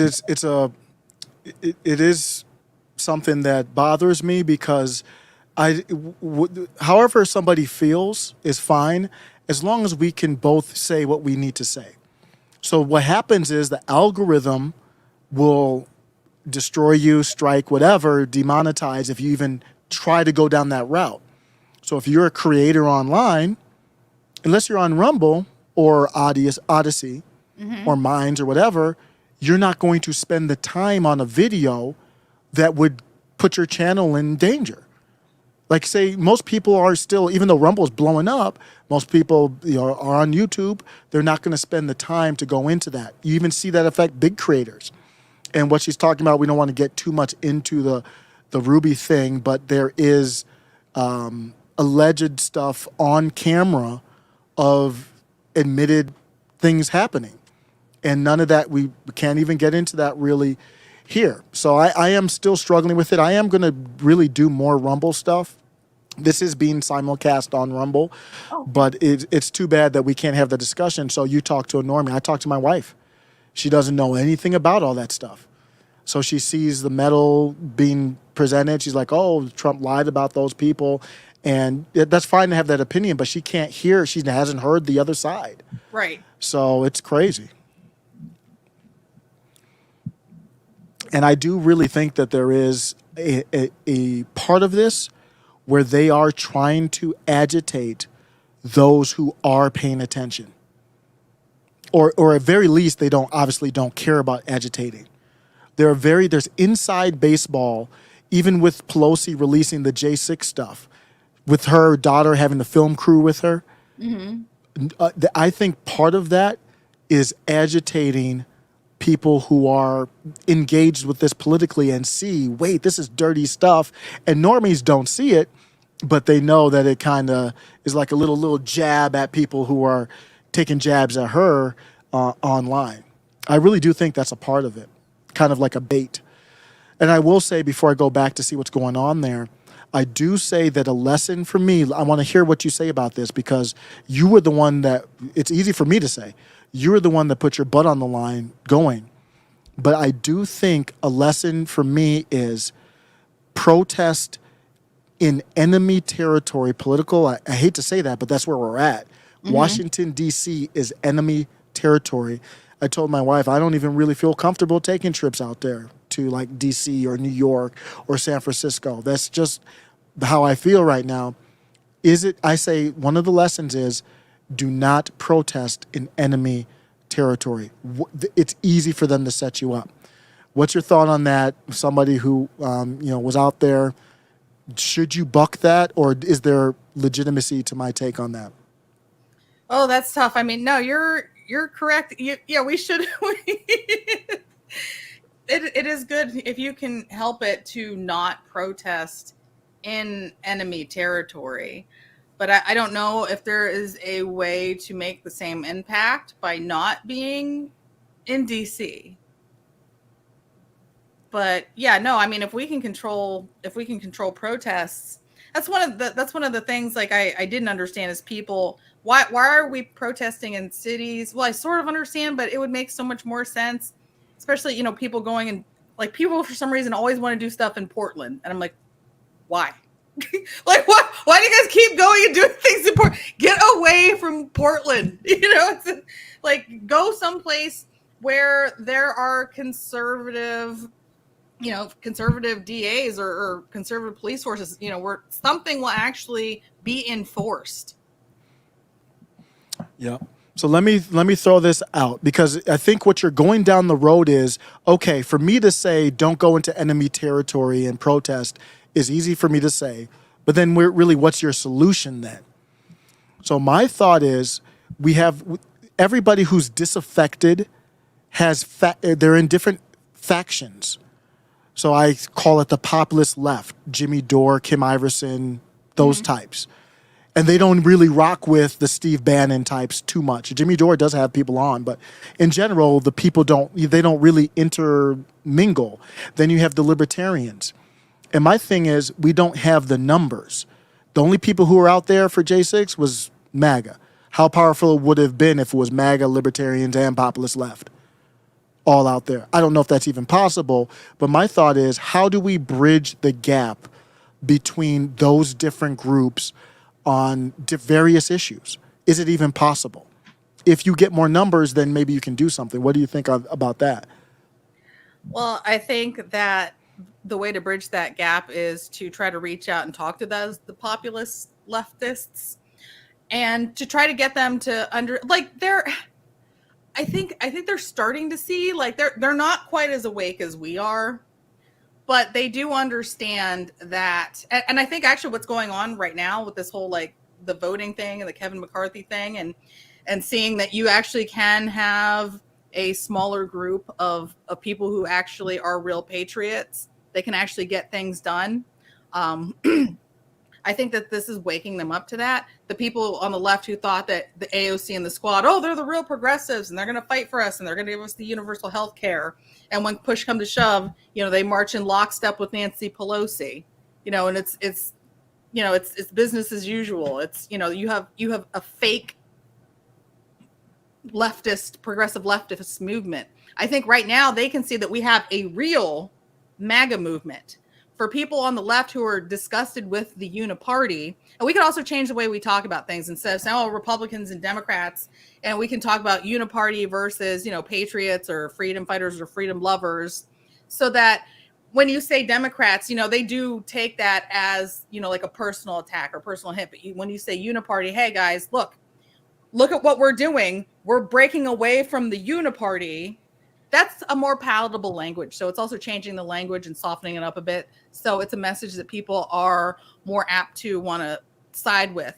Because, if you listen to Jimmy Dore, he'll tell people all the time, keep voting Democrat. This is what happens. But they don't think right now that there is an alternative. And right now they can actually see there is an alternative. This is not the uniparty. I think we just have to keep exposing things. And this is a great example of what's going on. I hope we keep doing this. I'd love to do it for like months and months. I mean, we could keep refusing to vote McCarthy in because, at least we won't be sending, another $100 billion over to Ukraine. Yeah. It's so bad right now. These people are so bad that it's almost better to be in gridlock and have absolutely nothing get done than to allow them to do their jobs. Absolutely. What's the rush? Absolutely no rush to get back to business as usual, money to Ukraine or wherever else. Absolutely no rush. I think so. Sounds like you watch Jimmy Dore at times, or is that right? Yeah. Yeah, I mean, I like to get different people's perspectives from different sides. Yeah. I think Jimmy Dore has been proven right with Force the Vote. I've talked about this multiple times on the channel. The populist left had a chance to do what Matt Gaetz and them are doing now, and they didn't do it. And Jimmy Dore was proven right. And if you look at the populist left, they're still arguing about it. They all don't, like you said, they're not, I don't know what it is, but they just don't get it. It's clearly right in front of you that he was right, that they should have made a move.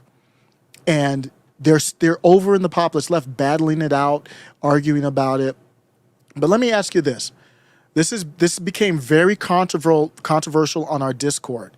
I was chatting with somebody on the Discord. So we do have a Discord channel. Go to middlemaga.com and go to community at the top. And what was very controversial on there, I'll just show real quick, was a discussion on this term, MAGA communism. Oh. Oh, are you familiar with it? I'm gonna need another. I have heard that before. I can't remember who came. Oh, you know what? Maybe I heard that on Jimmy Dore. So he might have. Jackson Hinkle is a Jimmy Dore type who talked about it. And I'm not going to read all of this. This is from our Discord, and we were actually talking about MAGA. I'm just showing there was a lot of conversation back and forth, especially with Omar. Shout out to Omar about MAGA communism, this term. And here's what it is. I'm just going to search it on Twitter and show you what I mean by this. And it is I think it's a brilliant move to kind of put these two things together. So if you look at it, you'll see some weird pictures. Look at this. This is Trump. Is that Trump? Yeah, I see. I thought that's a term that's immediately going to turn everyone off. Like everyone's like, no. No. And look at this. No. And look how weird it is. I was like, this is weird. Look at this. Trump with the old hammer and sickle from the Soviet Union. Right. So and this to me seems like it's more of a psyop to try to stop us from coming together, because really? when you put communism into the mouth of a Republican, it makes you want to vomit a little bit. Just like if you put Trump or Trumpism into the mouth of a Democrat, it's going to make them want to throw up a little bit, which is why I said we need to use terms like uniparty, or things, new terms that that signify things that, like, I don't know, just not MAGA communism. That's something no one likes any of that. And I've gotten that's the feedback I've gotten on the channel. Here's what my thought is. That was my first thought when I saw this stuff. And that might be what it is. I don't know. It could be some type of op, but it's not really blown up to be an op. But we are in, to me, a post-truth society. When you call something a vaccine, and I'm going to be very careful, I'm not talking about any vaccine in particular, just hypothetically, if we're in a world where you call something a vaccine, only because you just recently changed the definition, traditionally it wasn't a vaccine a couple months ago, we are now in a world where these terms don't mean anything. People have called me a fascist. People have called me a racist. People have called me a white supremacist. And what I'm getting from it is these terms don't mean anything. They literally don't mean anything anymore. So my thought is, I want to take this, believe it or not. Let me tell you this. This is a stupid story, but back in the day in Ann Arbor, Michigan, University of Michigan, I was playing pool with this dude. And for some reason, it wasn't a big pool table. It's just one of those small mini pool tables. But they took the game seriously, actually won the game, probably because there were some young ladies around watching. And I wasn't trying to show anybody up or anything. I won the game. And he broke the pool stick over his knee. And I was like, damn, that's aggressive. I'm not even trying. We just trying to have fun, bro. And I don't know why I did it. Maybe I'll admit this was petty. I took the pool stick that he broke, and I started using that to play pool against other people, just to say, hey, you broke the pool stick. You didn't need to. I'll play with a pool stick that didn't work. My point is, you can take something that is weird or doesn't work or represents a negative thing and turn it into whatever you want. So when I use the word MAGA, I represent MAGA. But I represent it however I want to represent it. And that's what I want to turn this into. Let me tell you this. What if I showed you this is what MAGA communism means? So there's this thing, and I showed this to populist left people as well. There's this thing. So there's typos and stuff. So don't get too, not you, people in the chat kind of get sensitive to the typos and all that stuff. But MAGA communism is for reindustrialization of America, dismantling big tech, end foreign intervention, end globalist imperialism, abolishing these three-letter agencies, pardon 1/6 protesters, pardon Assange, Snowden. Let's just stop there. If this is what you define it by, does that change anything for you, River? No, it doesn't, because it's still the branding. I mean, the idea is yes, but the branding, no. The branding, like I said, it's done in such a way that no one will listen to anything that you have to say. Mm-hmm. So I'm going to have to take that feedback and listen to it. I like the idea of taking these terms because, there's people on the left that call themselves socialists and communists. And you know what I really think they mean, River, a lot of the times? They were alive during 2008 with the housing crash. Mm-hmm. Maybe they were young. Maybe they got evicted or, they saw the economy go down. People got laid off. Alive during the pandemic. Big businesses. Amazon was open. Small businesses closed in many places. They see this, and then what they take from it is, I hate capitalism.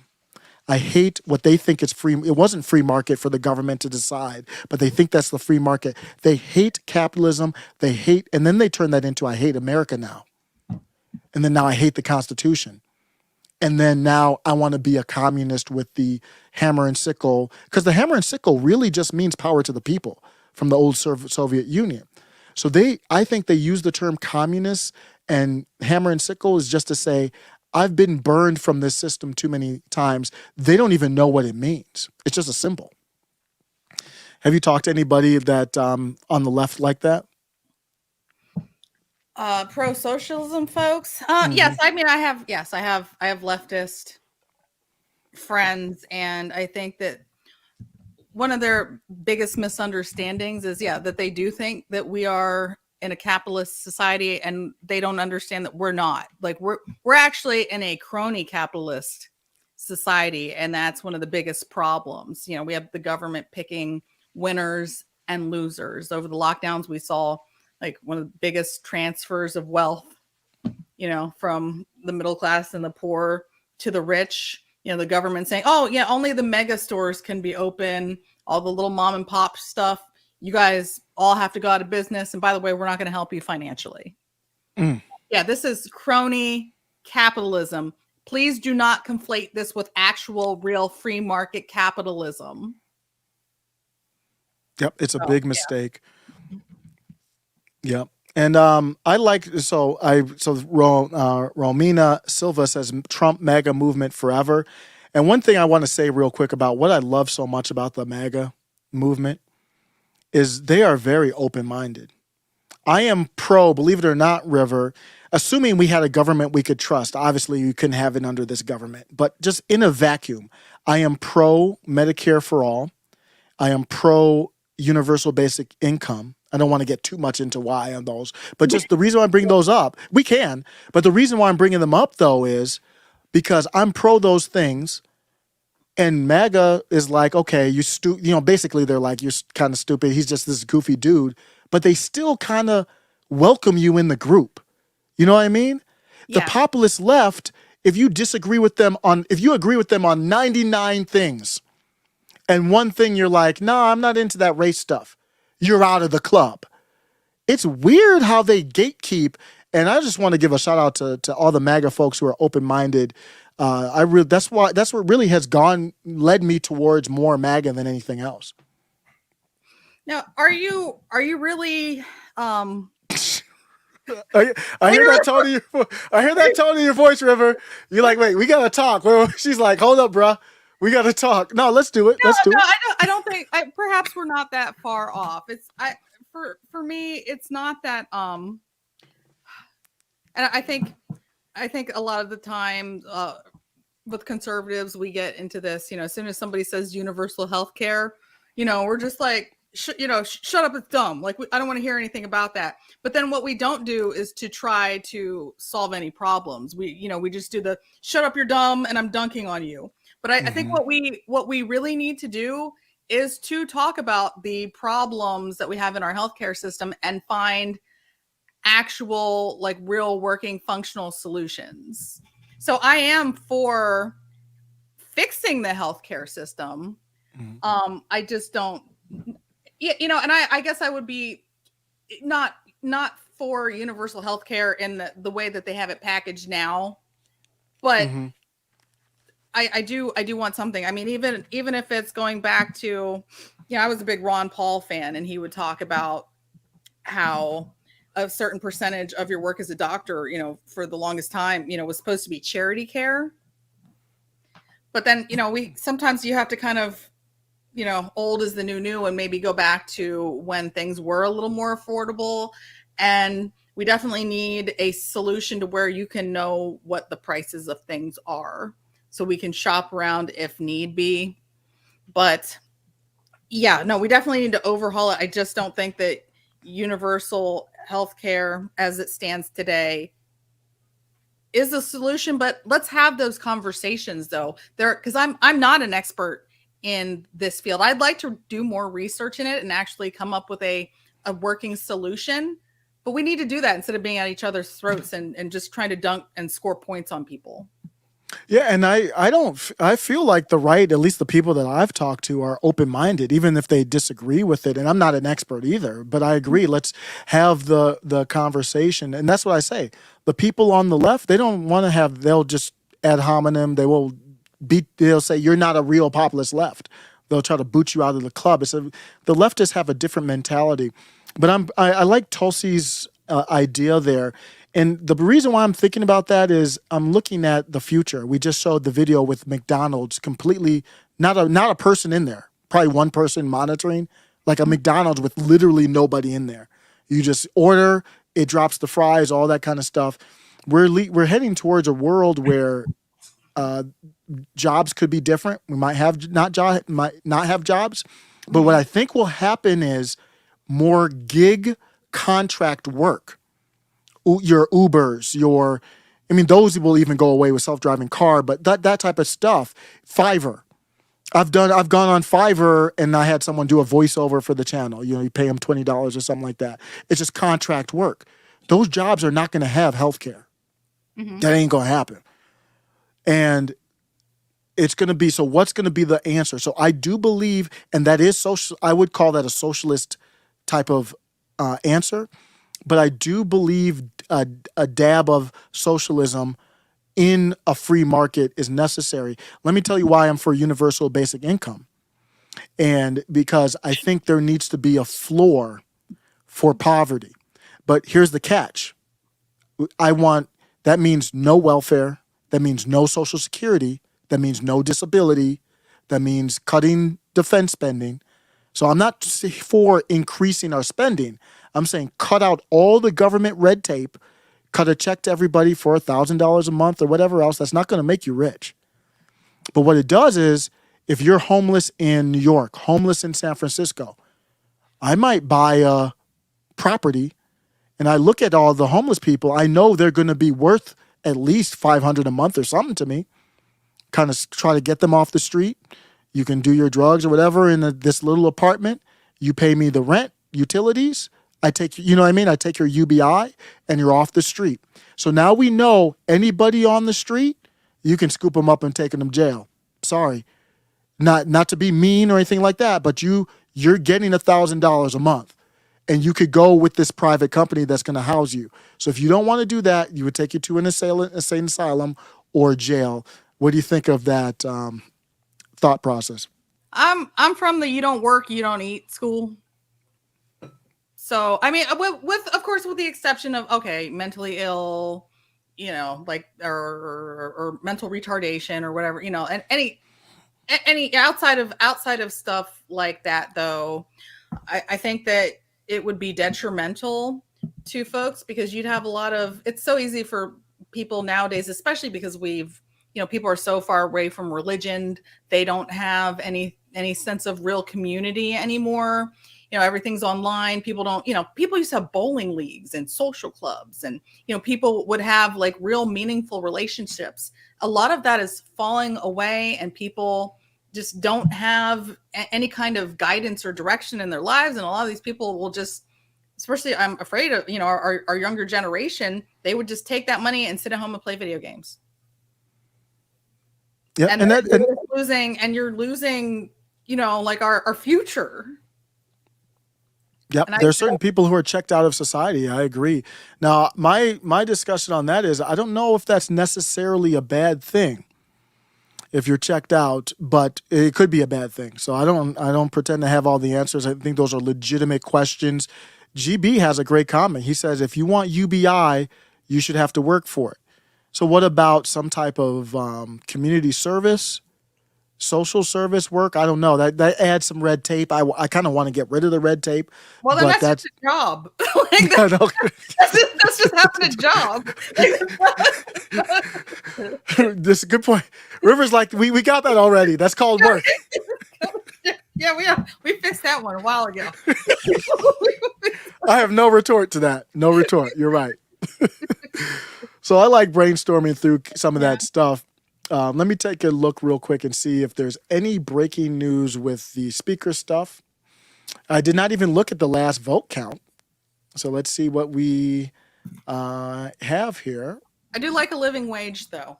That's where Whoa. you're gonna get a little left. Oh, whoa. While I look up the speaker vote stuff, let's take it. I'm surprised to hear that because that is a socialist type thing. What do you mean by a living wage? You're Okay, pro living wage. Pro living wage, but not pro leftist way of getting a living wage. Okay. Right. So yeah, it's like I like leftists because they do bring up a lot of legitimate points. They bring up a lot of illegitimate points, but there are too.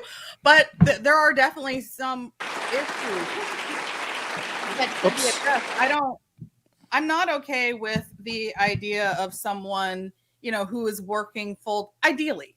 And I know that, we're not going to live in a utopia, but ideally in like one of the richest countries in the world, if not the richest country in the world, if you work a full-time job, it doesn't mean that you have a fabulous house, but you should, or a fabulous apartment, but you should be able to eat, and have a place to live. And the wages are so low right now that you can't make it, doing a 40-hour work week in a lot of places. Even if you're making under $100,000 in California, you're living out of your car, which is ridiculous. I mean, even if you're up there at $85,000, you live in a car. It doesn't make any sense. And one of the things that we need to do, though, instead of necessarily raising the minimum wage, we have to go back and cut a lot of the social programs, because what's happening is instead of letting the market decide what people are and are not willing to work for, we have been using the middle class to supplement the rich people paying the poor people slave wages, essentially. So instead of having a worker at Walmart, and Walmart's making like a crazy amount of money, but then a worker at Walmart is on the government dole, like getting food stamps, getting housing support. Like, no, no, we can't we have to get rid of that and then make the companies pay their employees so that I'm not paying their employee. And like, I'm sorry, you have leftist corporate profits, but why should I be paying the salary of a Walmart worker? I shouldn't be. Yeah, and that's very sad. That's very sad to see in our country. You're great point. I never thought of it like this, but I think that's a very similar argument to the universal basic income, and it's a little bit more targeted, I would say. Either one is government involvement. So that's very good. I like that. See, that's what I'm saying. You can have these type of discussions, but I think leftists need to look past, like you have the shirt on that says Million MAGA March. Leftists, I'm talking about populist left. When I mean populist left, I mean like not corporate people. I'm talking about like real life people like you and I who just believe in the left type of stuff. They got to look past the MAGA stuff to be able to have those conversations with us. You know what I mean? We have to do the same back, because this is a conversation that would be great to have with any leftist. Good stuff there in the chat too. Let's go. I'm not just, I mean, the corporations, the big corporations are some of the biggest welfare queens out there. Yep. Like I'm not just, and then they're like, oh, why are you only pointing at the poor people on welfare? No, I pointed everybody on welfare.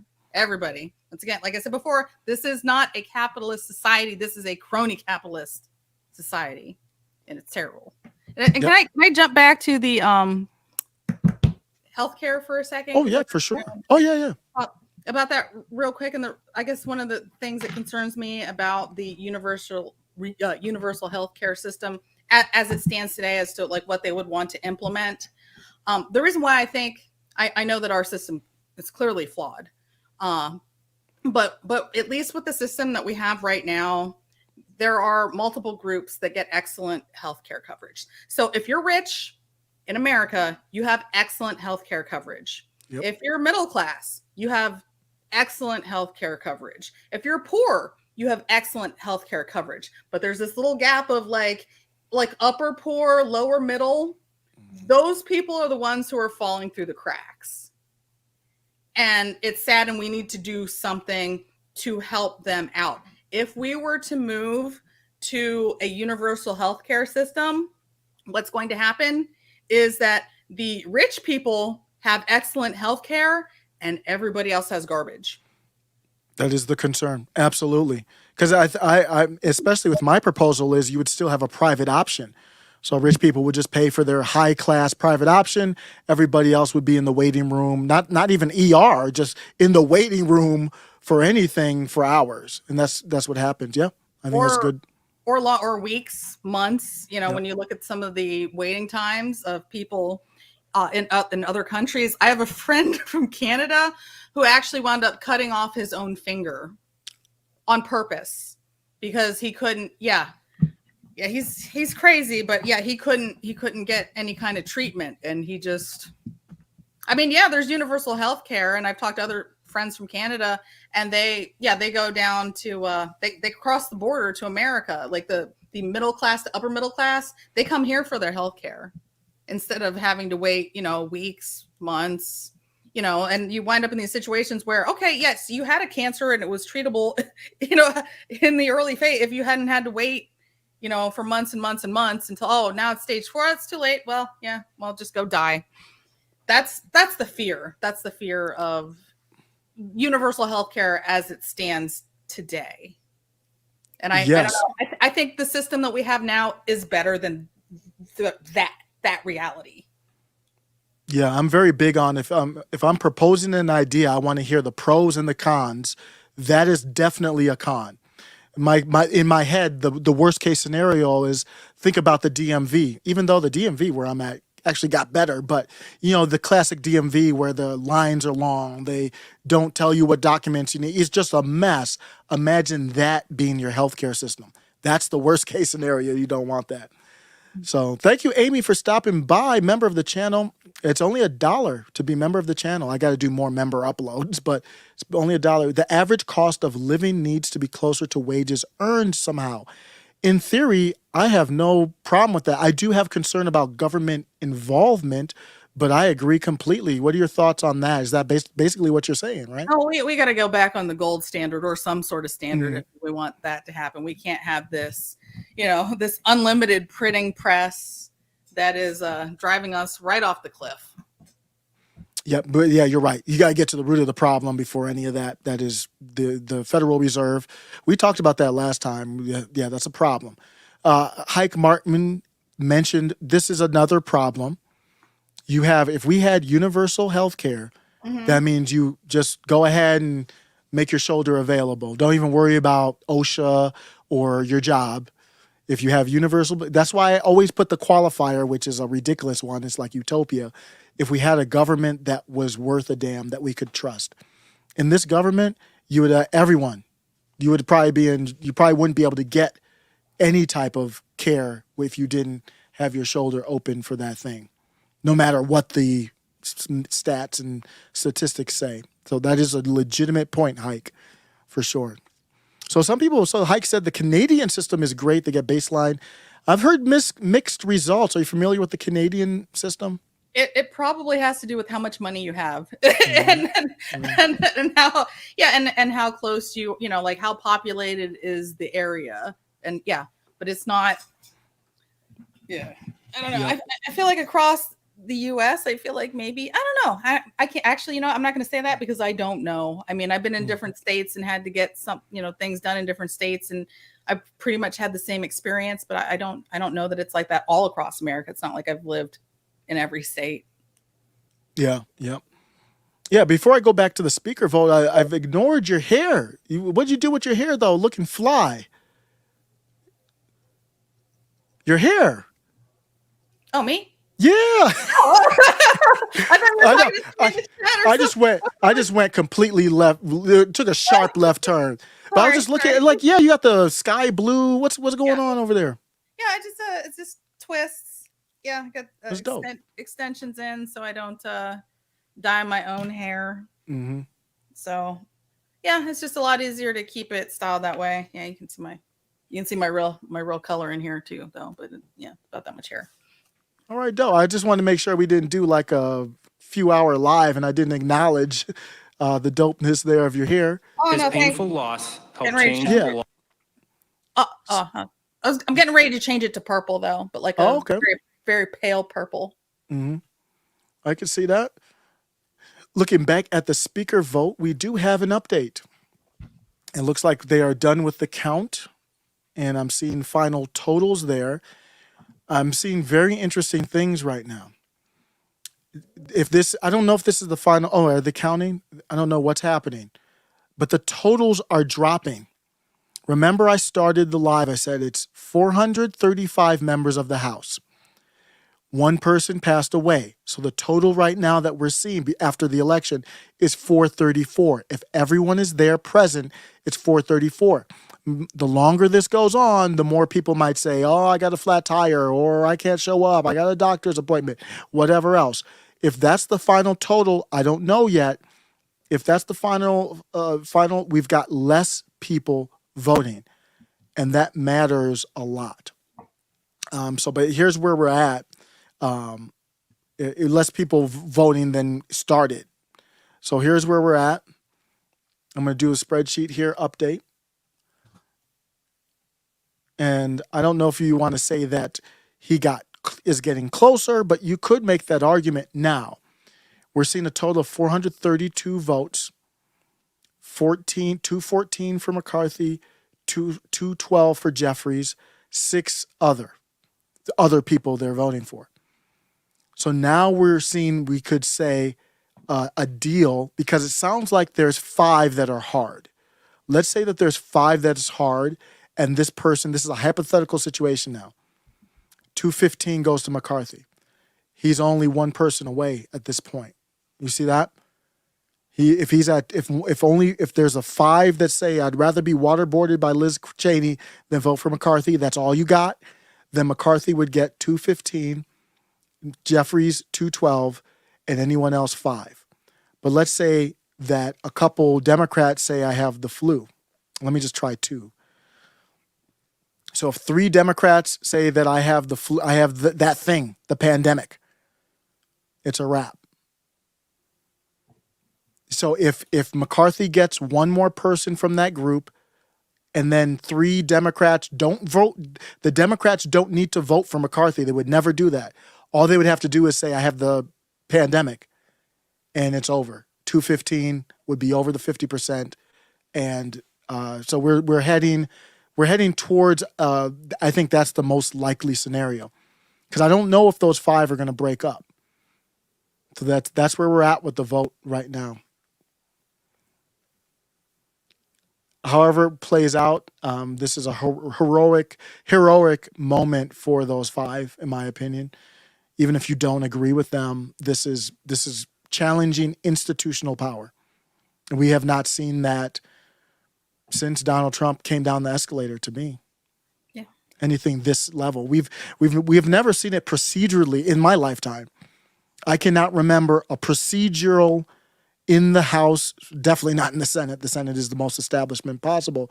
But we haven't seen it like this in a group. We've seen Ron Paul have great speeches on the House floor, but we've never seen a procedural vote that bucked the system. Like this hasn't happened in 100 years. So there's the update.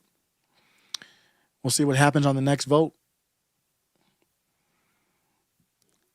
Looking at the comments, Amy says profit margins in our medical pharma industry are the biggest problem here. Yep. And if we're going to have a government, the libertarian stance is we don't need a federal government. But if we're going to have a government, what's the purpose of it if it's not going to? But if you are going to jump in and see these profit margins, that's the government getting involved, but the government's got to get involved to make sure that it's a free, fair market. If the government gets involved to do that, then I am for it. It's hard to determine if it's free or fair. That's all your perspective. If you're big pharma, you think it's free and fair to force everyone to take your product because that's your perspective. But good comments in the chat there. We'll see what happens with the speaker vote here. If that happens, let me go to this. We have not covered this. If my scenario that I'm saying happens where it would only take 3 at this point. That could very easily happen for 3 Democrats to say, I've got an emergency, I can't vote. Very easy to happen. I think they probably would wait for McCarthy to show he had only 5 left. Because even if 3 did it, or they could do maybe 4 now, I don't know. I'm trying to think, I'd have to do the math. But you see, it's very possible. Let me show you what Matt Gaetz said. And I very much believe this. Let me play this video. It's just I'm not going to play the whole thing. Let me skip to the meat of it. Matt Gaetz was on with Laura Ingraham yesterday, and he said that he would. Gaetz, who has voted 11 times. Matt Gaetz said that he would resign if. So let me show you the quote. If Democrats join up to elect a moderate Republican, I will resign. And in his eyes, for sure, McCarthy is a moderate Republican, in my opinion. I've sent out similar emails, and the reason is because pro-McCarthy groups have actually been running robocalls in our... One of the other individuals, of course, opposing McCarthy, and he sent a fundraiser out as the action was happening on the floor saying, we blocked Kevin McCarthy from becoming Speaker of the House, but now we conservatives must lead the fight to get the leadership we deserve. Congressman Gaetz, is that the right, we love Congressman Biggs, but is that the right approach given your message about don't run out to the fundraisers? Well, I wanted to make sure people stayed on the floor. I've sent out similar emails, and the reason is because pro-McCarthy groups have actually been running robocalls in our district. So just sometimes when you put these clips, it's hard to keep up where the conversation's going. If you're just listening, it looked like Representative Andy Biggs was trying to fundraise money based on the act of defiance that we're seeing. You could describe it as, I'm 100% for that. What kind of question is that? How are you supposed to be defiant if you're not going to be raising money from people who agree with you? That's bizarre. Of course he needs to get money. If he doesn't get money from, and I haven't donated to those guys, but for people who can afford it or want to do it, if he doesn't get money from you who support him, then he's going to go to a lobbyist and then he's going to be gone. How do you can't fund anything. That's why I said, if you like somebody's channel, if you like River here, you like to hear what she's saying, if you have some dollars or whatever, go to her YouTube channel, do a super thanks. How do you think people are going to keep doing this stuff if they don't get funded? I mean, it's just basic free market principles. Of course you got to fund and fundraise off of it. What kind of question is that? Let's go continue on with that interview there.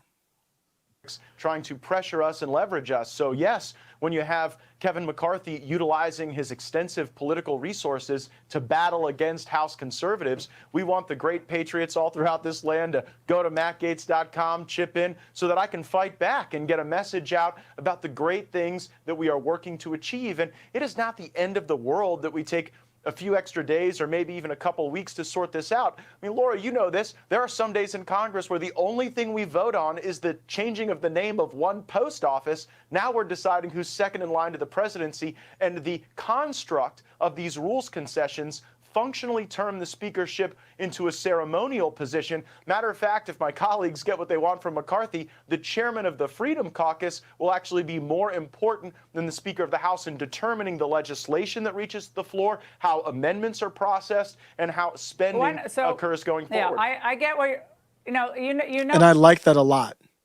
Very smart. He's like, you know what? I will vote for Kevin McCarthy if he's just a figurehead.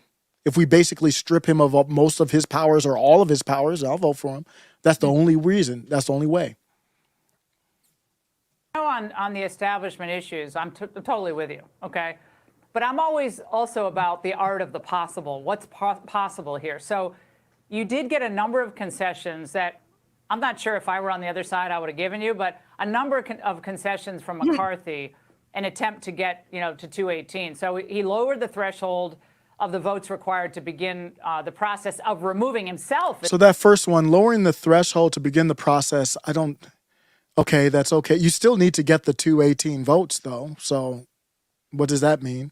The speaker, just one person, one member of the conference can do it now. And to keep, he also agreed to keep his own PAC out of GOP primaries and also to add more Freedom Caucus members to the House Rules Committee. And he agreed to keep his own PAC from cannibalizing people from his own party. That's what he agreed to. That's the concession. I understand he also signed on to a separate approval process for earmarks and allowed floor votes on term limits for members and specific border policy legislation.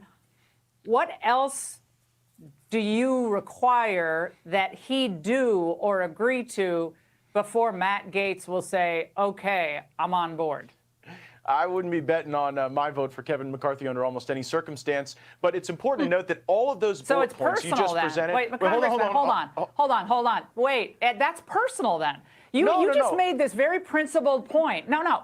You can't have it both ways. You can't say, I'm a man of principle and I believe in X, Y, and Z, but if he gives me X, Y, and Z, I'm not going to vote for him. What? Well, how does that make sense?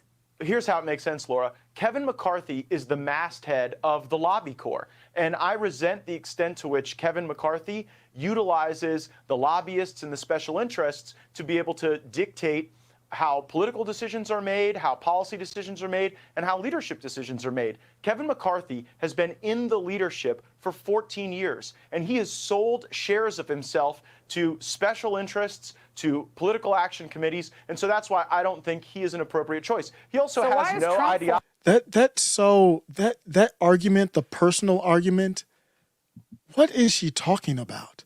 That's why she's I know, like on Fox News. That's controlled opposition. Controlled opposition. A personal argument. He's not saying anything personal. Personal argument is, whatever, I've got beef with you in the streets or something. You know what I mean? It's personal means it's only between me and you, not between my constituents, not between anybody else in the country, not between anybody else in the House. It's just me and Kevin. We have a personal beef, like inside baseball type stuff. That's a terrible argument. No one has ever, that I've seen, made a personal argument against Kevin McCarthy. Ridiculous take. And he did a good job explaining it there.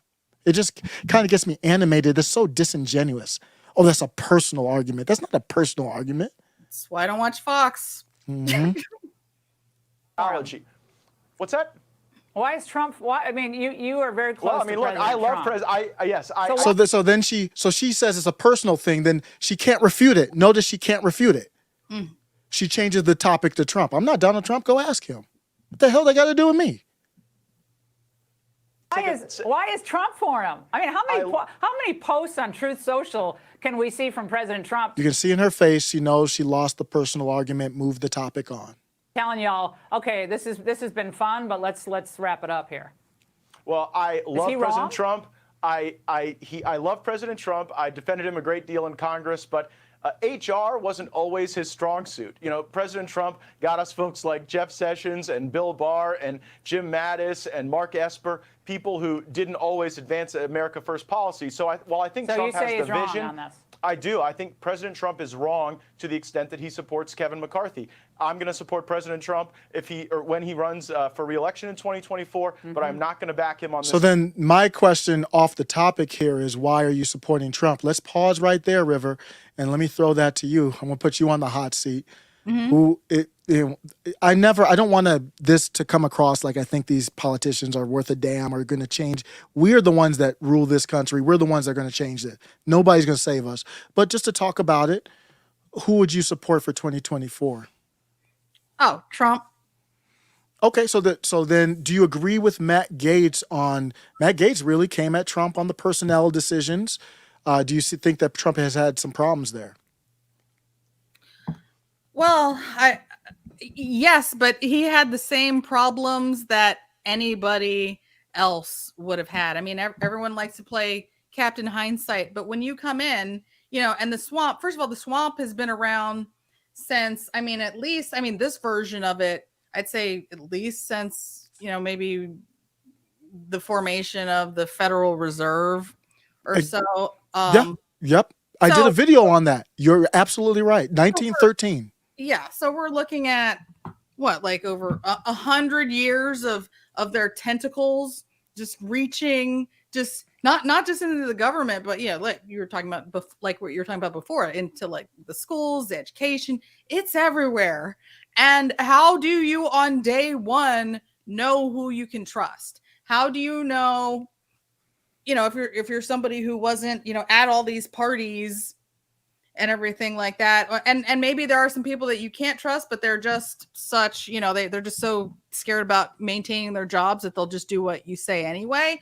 But how is one man supposed to make every single correct decision right off the bat and know who everyone is going to side with? Like, how would you know that? That's impossible. They're like, oh, what, in 4 years one man didn't destroy an organization that that's over 100 years old? Oh my goodness.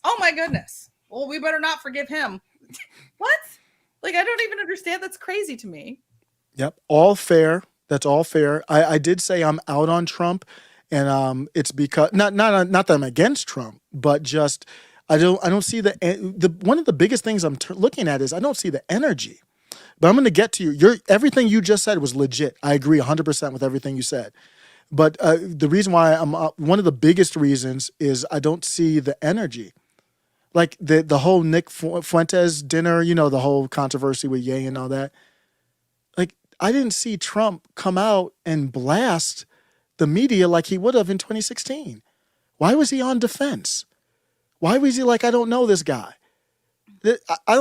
Maybe I've put the Trump of 2016 on a pedestal that was never there. I guess I don't know what else he was supposed to do other than say he didn't know the guy. I didn't know the guy. Like, he's not a big, like, I'd never heard of the guy. He agreed to have dinner with Kanye, and Kanye brought some people, and he didn't know who those people were.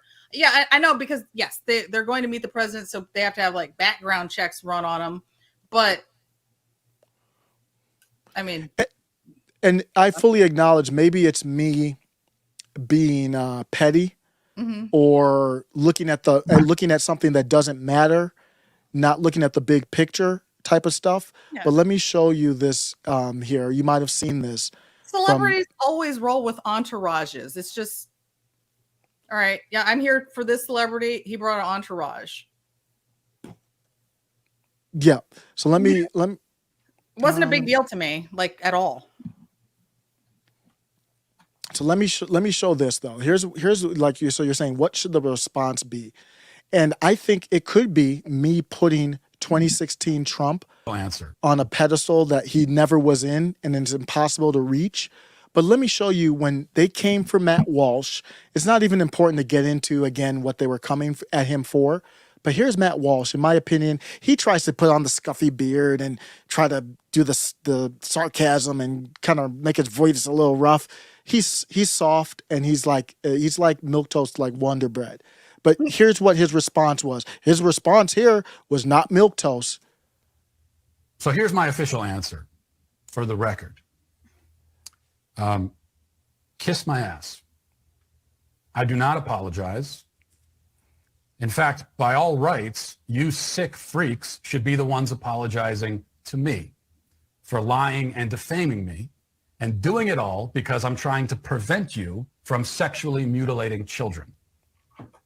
You damned monsters. You child-abusing psychopaths. I wouldn't apologize to you soulless parasites if I had a gun to my head. Instead, I'd rather just tell you all to piss off. I apologize for nothing. I concede nothing. I will never surrender even a single inch of ground to a pitchfork mob of degenerate morons. You know, the secret they never say out loud is that nobody is truly canceled unless they consent to it and they willingly play their assigned roles. Well, I do not consent, and I'm not going to play the game. I'm not going anywhere. I just listen to that every once in a while just to get high. Wake me up in the morning like a cup of coffee. That's Matt Walsh. So that's the type of tone I wanted from Trump. Well, number one, you don't tell me who I can have dinner with or not. You must be crazy if you thought that was a thing. Number two, let's talk. You guys want to talk about controversies? Let's turn it back to Brandon and his controversies, the taboo topics that y'all don't want to talk about. Instead, he's on defense like, I didn't know him. And like, come on, man, that's not the Trump that I'm in my head of 2016 would have went full flamethrower, just all of y'all can get it. So much so they would have stopped talking about it because we don't want to keep amplifying his voice. But maybe I'm off on that. Let me know what do you think about that? Well, I think that you got that really passionate response from Matt Walsh because that's a serious subject. That's a he's doing the Lord's work right there. I mean, protecting children, that's a huge deal. And he's right to be as passionate as he is with that response. But I don't know, I try to put myself in Trump's shoes. He's a celebrity who's had dinner with tons of celebrities. And all these celebrities, they bring their entourages. I don't think it's that big of a deal. I don't see the issue behind that where, it's a thing to get worked up over or. Yeah, I see what you mean. Really yeah. care.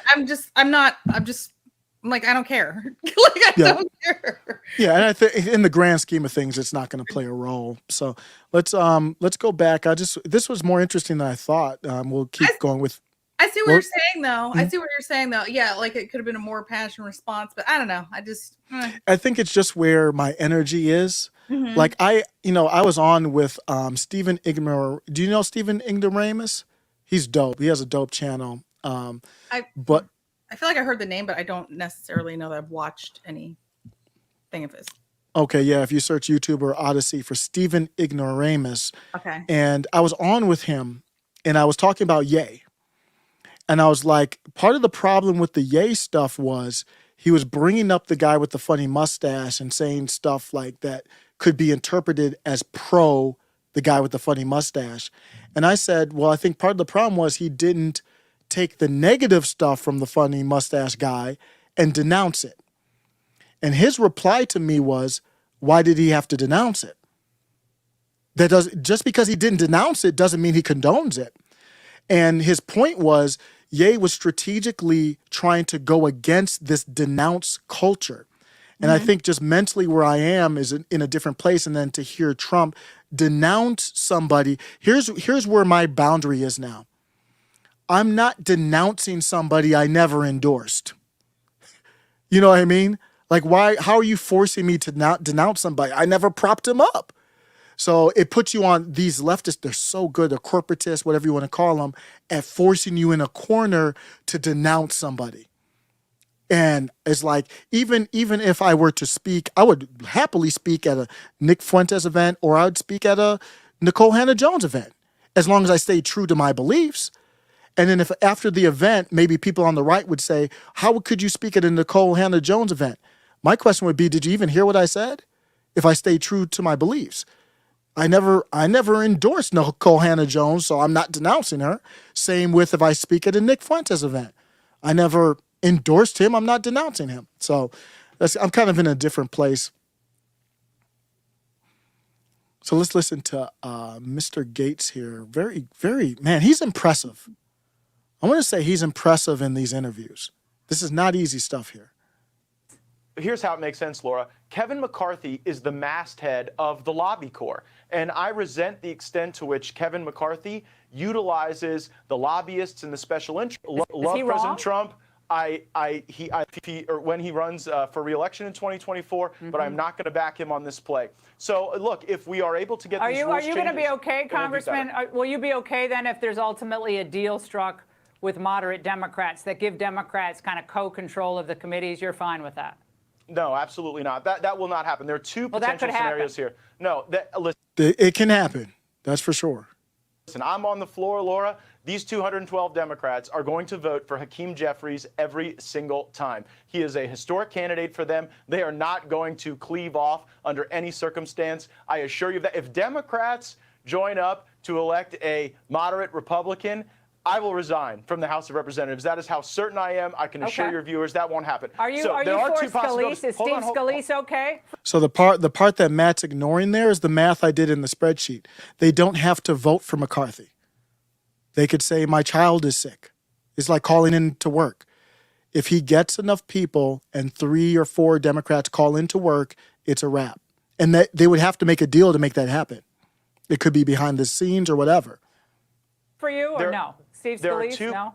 Well, that depends on if he would accept these rules that we've spent a lot of time on. So we'd have to have that discussion with Steve Scalise. So far, Steve Scalise hasn't indicated that he would run. I would far prefer Jim Jordan. And so I think that's the end of it there. But the one takeaway I wanted to say is, I know he kind of said it in a flippant way, but I don't think he's joking.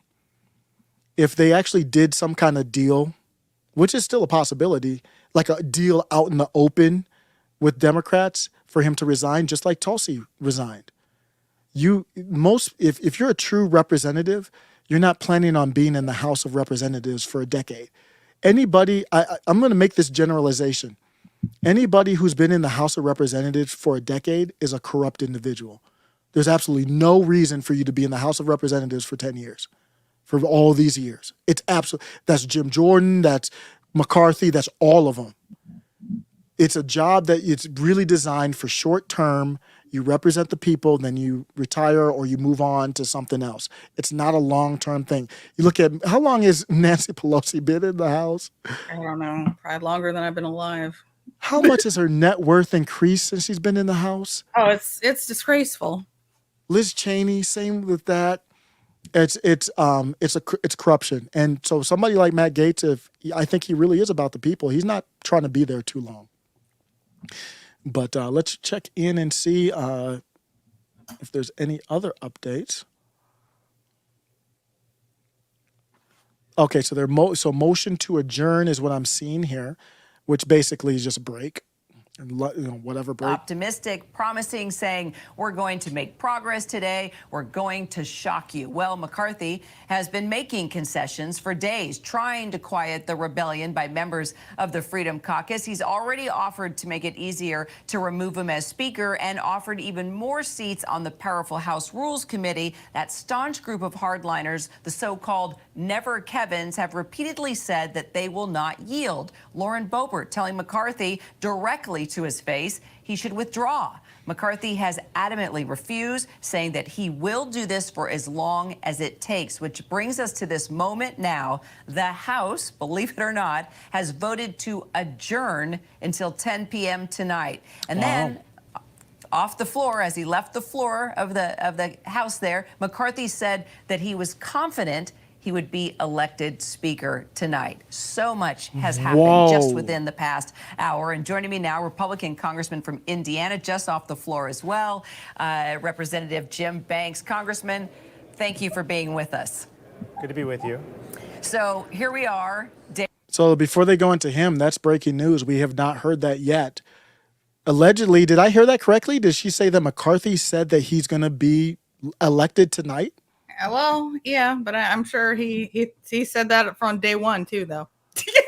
So Yeah, I know. See. We'll I see. hope- But yeah, I'm hoping it. Yeah. For his sake, if he said that, for his sake, I hope it happens, because there's no reason to promise tonight unless you really know. So there might be a deal done. I'll be curious to see if the deal is Democrats leaving. Let's see let me look at the math real quick. I know this is exciting stuff again, but Better be the Democrats that don't care about their careers. yes. So what did we have for the vote? I forget what it was. Was it 214, 212? The white man. I'm just curious here. Is that it? I think that's it. So if he gets, let's say if he gets 4, okay. So if he just gets, so if he takes one of those 6 and it's just the 5, then he gets to 215. He's not there. So if he gets it to 4, then he's there. So he might know that he has 2 of the only other way that he's still not there. He would have to get 3 of them. He would have to get 3 of the 6 people to get there. That's a heck of that would be a big development. He could have a combination of the people leaving and the Democrats. Well, I'm going to go out on a limb and say that there's going to be some Democrats that call in sick tonight. I'm going to go out on a limb and say that there's going to be at least a couple Democrats. You heard it here first. There's going to be a couple Democrats, in my opinion, that say, I got a flat tire, the dog ate my homework, I have a fever, and they're not going to be there. We saw one of the Tonight, it gives them 3 or 4 or 5 more hours. What'd you say? I was asleep. I got tired. I was old. It was 10 o'clock. Yeah. Matlock was on. I had to catch up on Murder, She Wrote, and Golden Girls. Yeah. Yep, you bet. I guarantee you it's going to be at least a couple. Hours to go and work one-on-one to address issues that each of these holdouts have. And we're at a point where some of this is personal. Some of it's about asking for personal things to get a seat on a certain committee or maybe a gavel on a subcommittee, some of those types of issues. So the issues aren't broadly about negotiating rules changes. They're more individual concerns that these holdouts have. And I expect that Leader McCarthy is going to do everything that he can to address those concerns to win over the 2 more that he needs left to make him the Speaker. Well, so let me ask you then about these remaining holdouts, Congressman. Do you believe they are productive members of this conference? I mean, do you believe that they are legislative terrorists, as they have been described by many?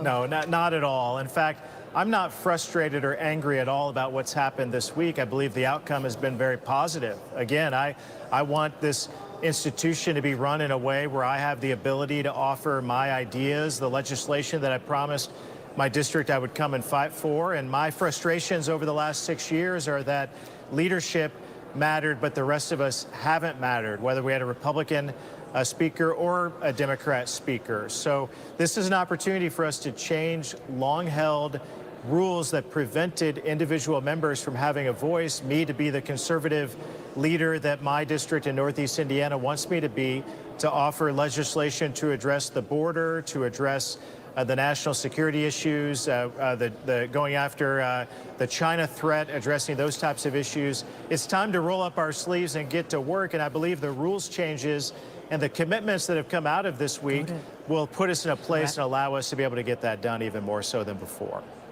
So, you know, you mentioned national security. Representative Mike Gallagher, Wisconsin, Marine Corps vet, as you know, told us that this non-functioning Congress is hurting national security. I'm looking back at our notes. We talked to him yesterday, even hurting veterans' welfare. Congressman Gallagher couldn't even get clearance, Congressman Banks, to meet with the chairman of the Joint Chiefs yesterday. You serve in the Navy Reserve. Are you worried about national security here and the threats that exist? I mean, our adversaries are clearly watching this all go down. Yeah, look, it's only been 4 days, and we'll be able to recover from that, roll up our sleeves and get to work. If we elect the speaker tonight or tomorrow through the weekend, my hope is that by Monday, we can come back to work once we're sworn in, once we are members of Congress, sitting on our committees, going to work. I think we can recover from this week. This week has healthy outcomes. Once again, rules that empower us to get to work, to do the things that we said we were going to do. The reason the voters are skeptical of Republicans is because we've had the majorities before and we didn't follow through on our promises and commitments. And the rules changes that came out of this week, I think, put us down a path to do that this time, to get it right, to do what we said we're going to do. And I'm hopeful that's going to happen starting beginning of next week when we come back to Washington. Now, on Tuesday, you were nominated for Speaker. What did you make of that? Okay, so he's just going down that path there, typical stuff. But what's up? Our vote evening? Yeah, I'm going to wrap up now, if that's okay. I think the big news is what I wanted to see, what was going to happen with Speaker. We do have big news. McCarthy allegedly said that he should have the votes by tonight, which that might be true. Either way, this is a great process. Much respect to the 5 who have been holding out, who really led it, because it was 5 and then it turned into 21. Some people actually probably would have wanted to go with the 5 just to get, maybe their own personal concessions. But the 5 core people, much respect. So we'll wrap up here. River, it was an excellent discussion. Always great to talk with you. Appreciate you taking the time. Anytime. Yeah. Thanks for having me on. I appreciate it. I hope I was an okay guest for you and stuff. Star guest. I'm a big supporter, fan of her work. Where's the best place for people to reach out to you, to find your content, and to holler at you? Oh, okay. Well, you can find me at Right Left of Center. That's the name of my YouTube channel, but I also have that same name on Rumble and also Odyssey. So it's Right Left of Center. Yes, let's get it popping off. Well, thanks everybody for joining. If there's any breaking news, well, maybe I'll go back on live again if I have time later on, but we'll see what happens tonight, and take care. Appreciate you. Bye. See you tonight. Bye.